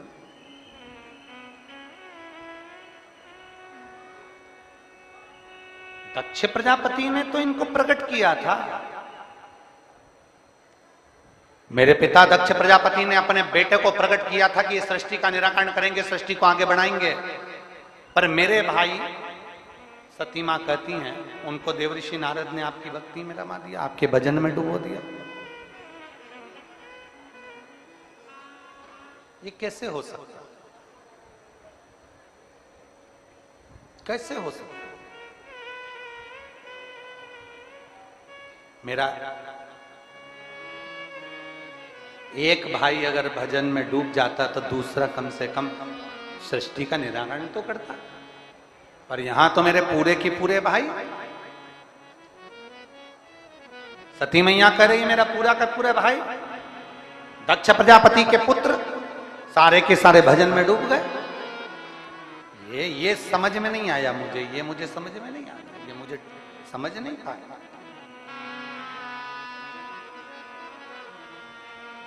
शिव जी नंदी पर माता सती को लेकर जा रहे थे तो शंकर भगवान ने कुछ देर के लिए नंदी को रोक दिया। जहां शिव जी सती को अपने मन की बात कहने के लिए रोके, जिस वीरान वन में जहां पूरा वीरान पड़ा हुआ था और वहां मेरे शंकर काल अधिपति स्वयं सती के साथ में रुककर अपने सुंदर भाव को प्रकट करते हैं, वो वन कोई साधारण वन नहीं था। उस वन का नाम था महाकाल वन, जिसको आज के समय में लोग महाकालेश्वर उज्जैनी कहते हैं। महाकाल वन। सती को नंदी पर बिठाकर भगवान शंकर ने कुछ देर के लिए नंदी को रोक दिया। महाकाल वन की वो पवित्र भूमि जहां मां क्षिप्रा निरंतर बह रही है, महाकाल वन की वो पवित्र भूमि जहां मां क्षिप्रा सदा रमण कर रही है, घूम रही है, अलख आनंद में जगा रही है शिव भक्ति का। नंदी रुके, मां ने पूछा, मां ने कहा कि मेरे मन का जो संशय है ना, बस वो संशय मिटा दो। मेरे भाई नारद जी के कहने पर भगवान शंकर की भक्ति में कैसे लग गए, बस इतना सा मुझे पूछना है, मेरे भाई भक्ति में क्यों लगे।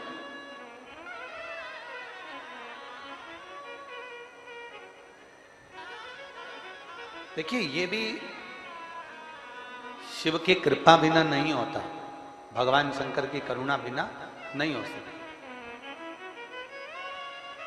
शर्मा जी, हम कई बार कथाओं में कहते हैं कि अगर शिव महापुराण का कोई यजमान बना हुआ है या सह यजमान बने हुए हैं या कोई 25, 15, 20 जो भी यजमान बने हुए हैं या सहयोगी बने हुए हैं या कोई समिति है या लोग शिव महापुराण की कथा सुन रहे हैं या कोई नजदीक में शिवालय है, शंकर का मंदिर है, वहां लोग सेवा में लगे हैं, तो आखिर शंकर भगवान इतने सारे विदिशा में से या इतने सारे क्षेत्र में से कुछ लोगों को चुनता क्यों है? तो उसके लिए सती मैया कहती है, महादेव आप बताओ कि मेरे भाई नारद जी के कहने पर आपकी भक्ति में कैसे डूब गए।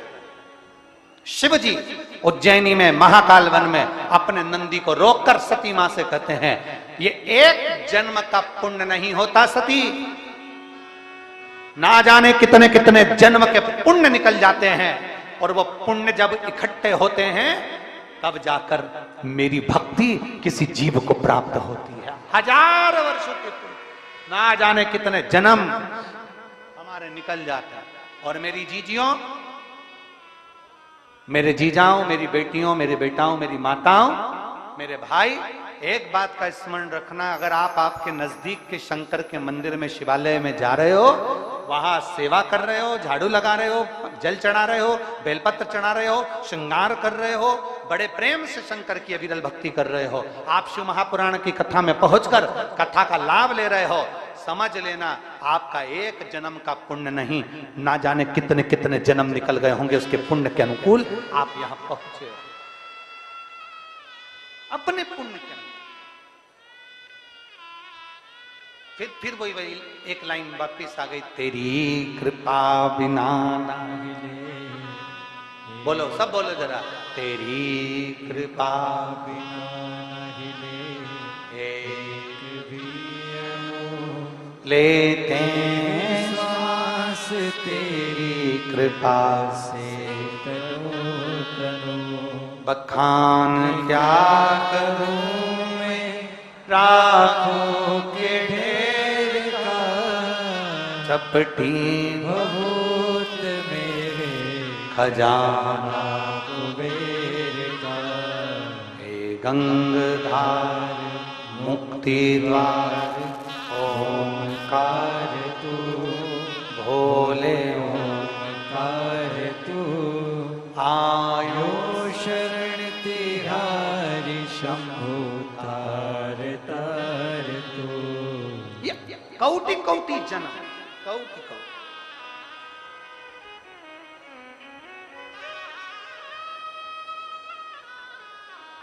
उज्जैन के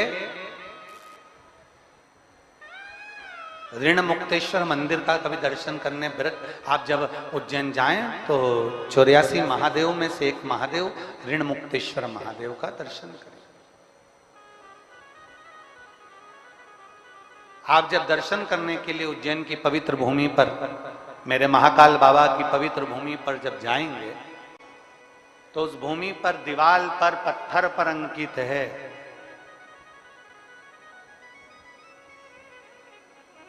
एक पीढ़ी का नहीं, 2 पीढ़ी का नहीं, 3 पीढ़ी का नहीं, मेरे महाकाल राजा की उस पवित्र भूमि पर लिखा है 71 पीढ़ी के पुण्य प्रबल होते हैं। तब शिव महापुराण की कथा सुनने को मिलती है, श्रवण करने को मिलती है। अपने नगर में, अपने गांव में, अपने क्षेत्र में कोई यजमान बने, कोई आनंद में श्रवण करे अपनी भक्ति में, और 71 पीढ़ी के पुण्य प्रकट होते हैं, तब जाकर ये पवित्र कथा का लाभ हमें प्राप्त होता है। किसी तीर्थ में पहुंचना, किसी तीर्थ में पहुंचकर भगवान की अविरल भक्ति को धारण करना, अभी बोल बम का नारा है। आवाज जरा जम के दोनों हाथों से, बोल बम का नारा है, सारी समस्या का हल। आपका विश्वास, आपका भरोसा, आपकी दृढ़ता शिव के करीब में ले जाता है, शंकर के करीब।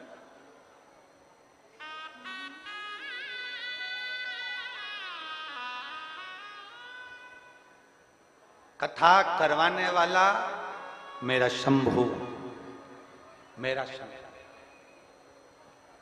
शिव महापुराण की शुरुआत में आ जाइए। शिव महापुराण के महत्तम में लिखा है कि चंचुला देवी का पति बिंदुक प्रेत योनि में पड़ गया तो चंचुला देवी बेधव्य हो गई, बेधव्य।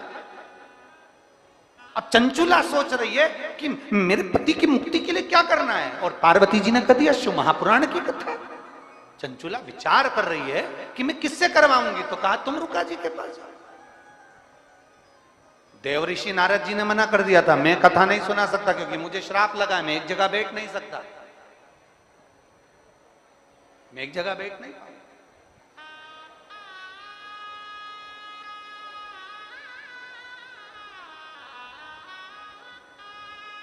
तब देव ऋषि नारद जी ने कह दिया था, मेरा एक मित्र है तुमरू का, वो शंकर का अविरल भक्ति है, बहुत भक्त तुमरुका जी, आप उनके पास जाइए। तुमरुका जी ने कह दिया मैं कथा तो कह दूंगा, पर कथा का यजमान कौन बनेगा, कथा कौन करवाएगा, इसका यजमान कौन बनेगा, इसको कथा का वाचन कौन करेगा। तो तुरंत तुमरुका जी ने कहा कि आप सोचिए। अब चंचुला देवी आंखों में आंसू भरकर बैठ गई, कथा का यजमान किसको बनाऊं, कौन कथा कराएगा। तो बस देवादिदेव महादेव के पास सूचना पहुंच गई। शंकर भगवान ने तुरंत कह दिया तुम चिंता मत करो, आप और हम पार्वती 16 दिन तक तैयार होंगे। 16 दिन का श्रृंगार करा, आज भी 16 दिन का श्रृंगार कर कर शंकर जी बन गई, ईश्वर जी, पार्वती जी बन गई, गोरा जी, गणा और गोर। इसलिए आज भी मारवाड़ियों में, आज भी राजस्थान में, भारत की कई भूमि पर, मालवा क्षेत्र में भी कई जगह पर गणगौर की पूजन होती है और 16 दिन तक होती है, क्योंकि शंकर पार्वती 16 दिन तक तैयार हुए।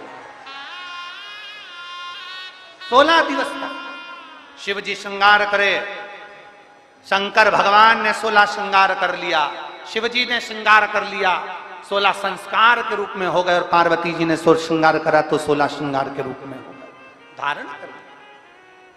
कथा बांचने वाला भी शिव है, कथा करवाने वाला भी जम के बोलो जरा शिव है, और कथा सुनने वाला भी शिव। शिव है, यहां कोई नहीं, कोई कुछ भी नहीं। एक पत्र है, देखिए देखिए। अब जरा पत्र पर जरा ध्यान देना है, हम उस पत्र का स्मरण करेगा। मेरा नाम लक्ष्मी चौधरी है, मेरे पति का नाम मुकेश चौधरी है, मैं निवासी मोहनगिरी माता मंदिर विदिशा की निवासी हूं। कहीं बैठी हो तो हाथ हिलाइएगा, कहीं अगर बैठी हो तो हाथ हिलाइएगा। ये पत्र आपने भेजा है, कहीं बैठी हैं, हाथ हिलाओ जरा। हाँ ठीक है, दिख गए हो, आ जाओ, एक बेलपत्र ले जाना, आ जाइए। मेरा नाम लक्ष्मी चौधरी है, मेरे पति का नाम मुकेश चौधरी है, निवासी मोहनगिरी माता मंदिर विदिशा की निवासी हूँ। 28 अप्रैल 2022 को अचानक से मेरे पेट में दर्द हुआ, फिर हम अस्पताल गए तो वहां हमने सोनोग्राफी कराई और तो हमें पता चला कि मेरे बच्चेदानी में 2 गठान हो गई है और डॉक्टर ने कह दिया इसका ऑपरेशन करना जरूरी है, ये गठान साधारण सी नहीं है। अब हम करें तो करें क्या? मेरे घर में मेरी ननंद की शादी थी, घर के लोग चिंता में पड़ गए, शादी का कार्य भी आ गया। हमने सोचा अब ननंद की शादी के बाद विचार करेंगे, पर पेट में दर्द बना रहा, ऑपरेशन का मन में विचार करा। फिर किसी ने कहा शिव महापुराण की कथा सुनो, उसमें बताया जाता है कि 1 लोटा जल और 1 बेलपत्र शिव जी को चढ़ाना, कुंदकेश्वर महादेव का नाम लेकर उसको पीना और बेलपत्र खाना। गुरुदेव, मैं बाबा का क्या गुणगान करूं? शंकर की कथा में हमने केवल सुना और शिव जी पर भरोसा था। अब इस कथा को, आप इस पत्र को जरा ध्यान देंगे कि हमने कथा में सुना और शंकर पर भरोसा, शिव पर विश्वास, और सबसे मुख्य है विश्वास। फिर निवेदन करेंगे, जैसे आप वैसे हम, जैसे आप पानी पीते हो वैसे हम पानी पीते हैं, जैसे आप सोते वैसे हम सोते, जैसे आप खाते वैसे हम खाते। फिर निवेदन, सीहोर वाले महाराज पर भरोसा नहीं करना है तुमको, भरोसा करना है मेरे काल अधिपति महादेव पर, भरोसा करना है तुम्हें मेरे शंकर पर, भरोसा करना है तुम्हें मेरे शिव पर। उस जीजी ने लिखा, हमने आपकी कथा को सुना और सुनकर शिव जी पर भरोसा करा। 15 दिन तक लगातार शिव के मंदिर गई, 15 दिन लगातार बेलपत्र खाई। मैं पहले शिव के मंदिर नहीं जाती थी, पर आपके कहने पर मंदिर जाना चालू करा और 15 दिन तक मैंने बेलपत्र खाई। 15 दिन के बाद फिर डॉक्टर के यहाँ गए और सोनोग्राफी कराई। 15 दिन के बाद मालूम पड़ा कि मेरी दोनों गठाने गल चुकी थी। मैं बाबा को यहाँ प्रणाम करने के लिए आई। अब यहाँ ना तो कोई तुमको बेल दिया, ना कोई तुम्हें भभूति दिया, ना कोई तुमको नारियल दिया, ना कोई तुम्हारे पास में आया, ना कोई तुम्हारे को सामान दिया। करा क्या तुमने? केवल शंकर को दिल में बिठाकर शिव की कथा को अपने हृदय में बिठा लिया और ये भरोसा कर लिया कि मेरा दुख मेरा महाकाल काटेगा, तो महाकाल ने काटा। मेरी तकलीफ मेरा महादेव काटेगा, महादेव ने काटा। फिर निवेदन है, दुनिया धोखा दे सकती है, दुनिया तकलीफ दे सकती है, पर एक बात याद रखना, मेरा काल अधिपति महाकाल राजा कभी दुख नहीं दे सकता, कभी तकलीफ नहीं दे सकता।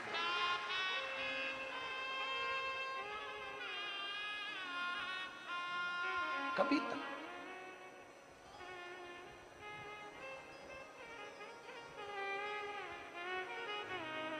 मेरे बाबा दया करना,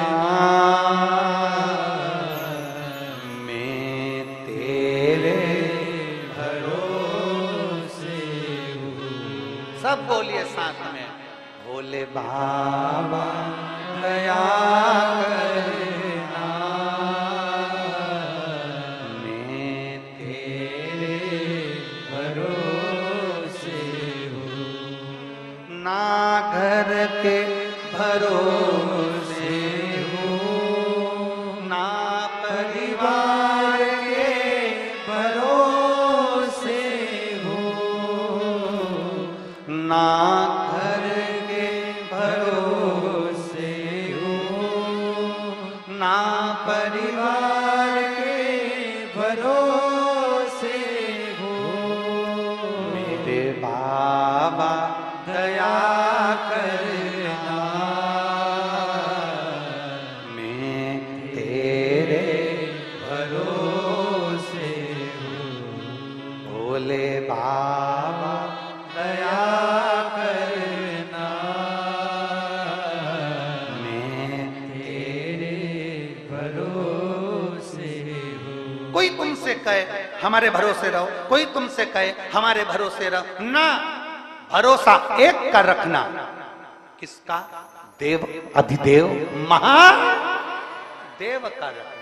संसार के लोगों का भरोसा मत रखना। संसार तो मिथ्या है, झूठा है, छल है, प्रपंच है, ये सारा संसार उसी में समाहित है। भरोसा रखना मेरे देव अधिदेव महादेव का। थोड़ी प्रतीक्षा करना, थोड़ा इंतजार करना, थोड़ी धैर्य रखना। एक बात आप लोगों से पूछें, उत्तर दोगे? जम के तो बोलो। पक्का? रेलवे स्टेशन जाते हो? कब जाते हो? जब ट्रेन आके खड़ी हो जाती है तब? जम के तो बोलो। नहीं। कब जाते हो? पहले क्या करते हो? ट्रेन का, यह बात विदिशा वालों नजर उतरवा लेना तुम्हारी। बहुत जोरदार बोले, बहुत बढ़िया। क्या करते हो? ट्रेन का इंतजार। बस स्टैंड जाते हो? बस आकर खड़ी हो जाती है तब जाते हो? नहीं, पहले क्या करते हो? बस का इंतजार। बिजली का बिल भरने जाते हो तो ऑफिस में आने वाले ऑफिसर का इंतजार। कोई कार्य के लिए जा रहे हो तो थोड़ा इंतजार करते हो। उसी तरह अगर तुम्हारे दुख कटने में देरी हो रही हो, चिंता मत करना। जैसे ट्रेन 4 घंटा 6 घंटा लेट आएगी पर आएगी जरूर, अपने निश्चित समय से थोड़ी देरी में आएगी। पानी गिर रहा है, कोहरा हो रहा है, बहुत तेज कोहरा पड़ रहा है, इसलिए ये नंबर की ट्रेन इस स्टेशन पर 6 घंटे की देरी से आएगी, परंतु आएगी जरूर। उसी तरह बाबा आएगा जरूर, ये पक्का है, विश्वास पक्का है।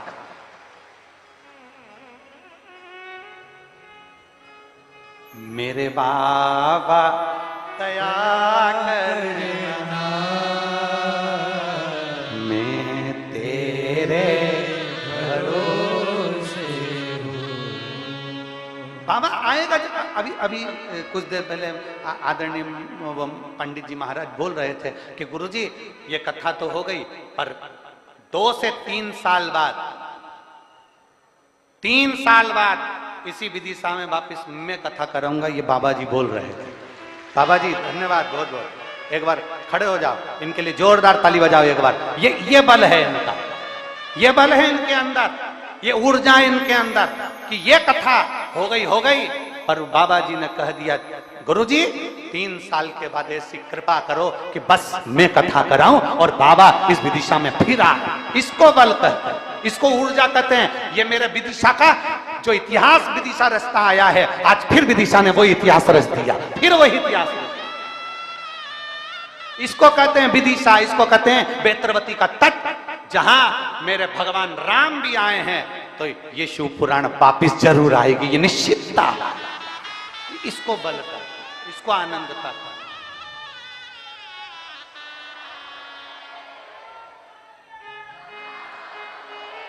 ये विश्वास, ये भरोसा, ये दृढ़ता। और हम तो बाबा जी से कर रहे हैं, परंतु हम तो पूरे जितने पंडाल में बैठे हैं ना, और जो पंडाल के बाहर और जो आस्था चैनल पर कथा सुन रहे हैं, इन सब से कहेंगे मेरा भोले बाबा तुमको इतना दे कि आने वाले समय में तुम भी इस कथा के यजमान बनकर सामने बैठो। ये बाबा इतना दे दो। मेरे बाबा दया करना, मैं तेरे भरोसे हूँ। ना घर के भरोसे हूँ,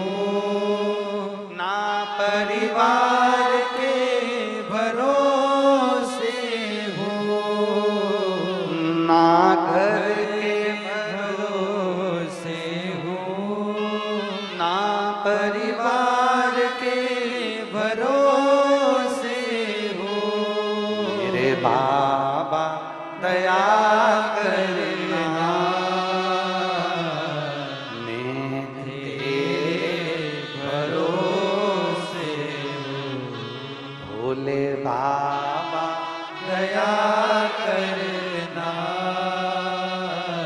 मैं तेरे भरोसे हो। एक विश्वास, एक दृढ़ता, एक भरोसा। माता सती जी ने पूछ लिया महाकाल वन में, शंकर भगवान नंदी को रोककर मां सती जी से कहते हैं पूछो सती क्या पूछना चाहती हो। सती कहती है मेरे भाई नारद जी के कहने पर सत्संग में लग गए, आपकी सेवा में लग गए। आखिर क्यों, किस लिए, क्यों?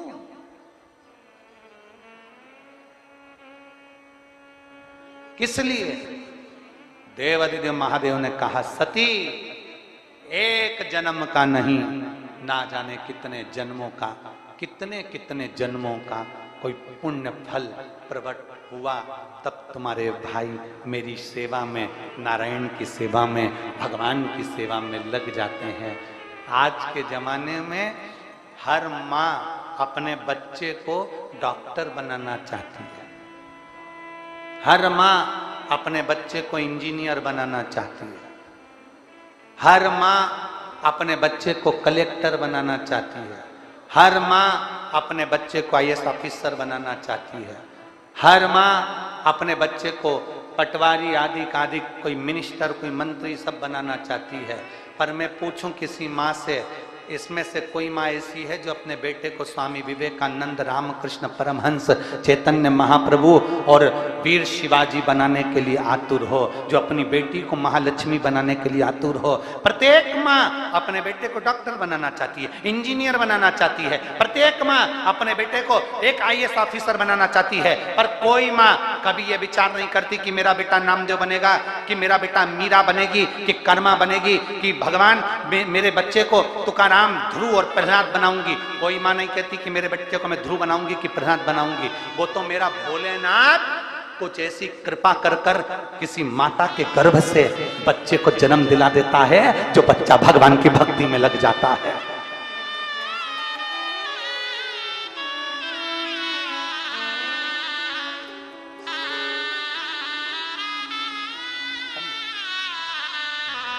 रो मत बेटा, पूछो, अब तो सब गावन अच्छा कर दो।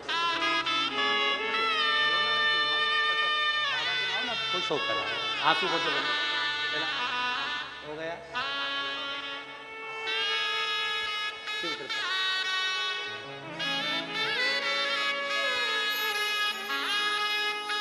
ओ रिश्ता तेरा मेरा सबसे है प्यारा, तू मेरा बाबा, मैं हूँ तेरा दादा, मैं हूँ तेरा दादा। तू मेरा बाबा, मैं हूँ तेरा दादा, मैं हूँ तेरा दादा। एक विश्वास अपने भीतर। आप डॉक्टर बना रहे हो, आप कलेक्टर बना रहे हो, आप अपने बेटे को इंजीनियर बना रहे हो, पर प्रहलाद, ध्रुव, भक्त, भगवान का भजन करने वाला कोई नहीं बनाता। बनाने वाला तो केवल मेरा देवादिदेव महादेव होता है, जो बना लेता, बना लेता। एक पत्र है, देखिए।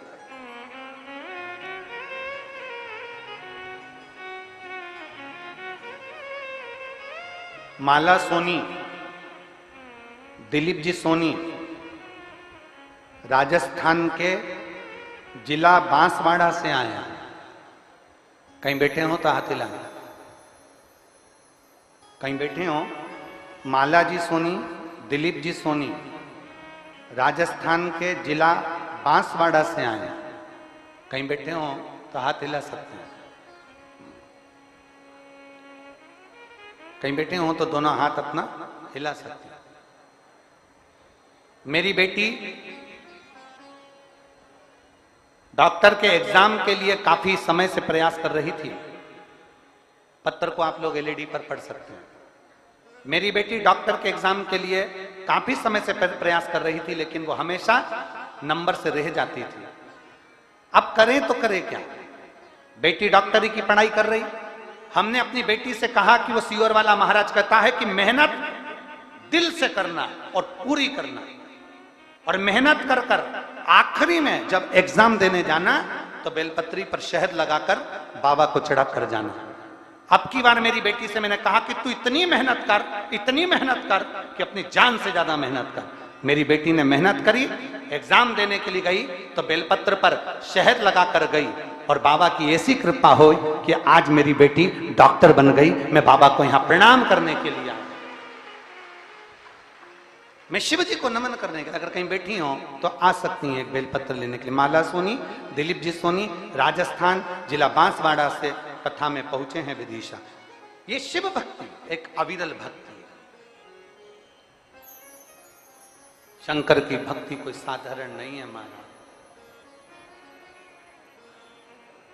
आपने उसको दिल से पुकारा है, वो दिल से आता है। दिल से।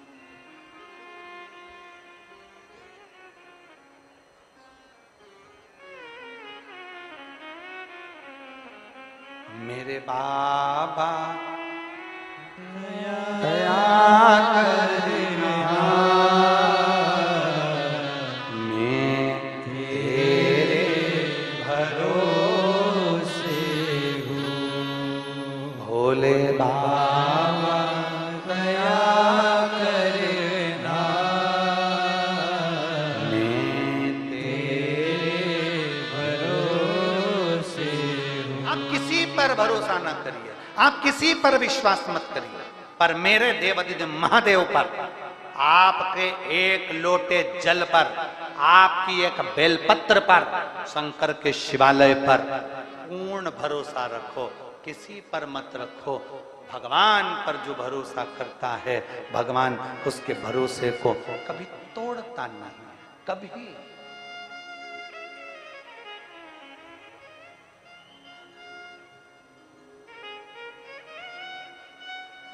एक बात कहें, समझने की है। आज का जो जमाना है उसको देखकर बोल रहे हैं। आज के समय के हिसाब से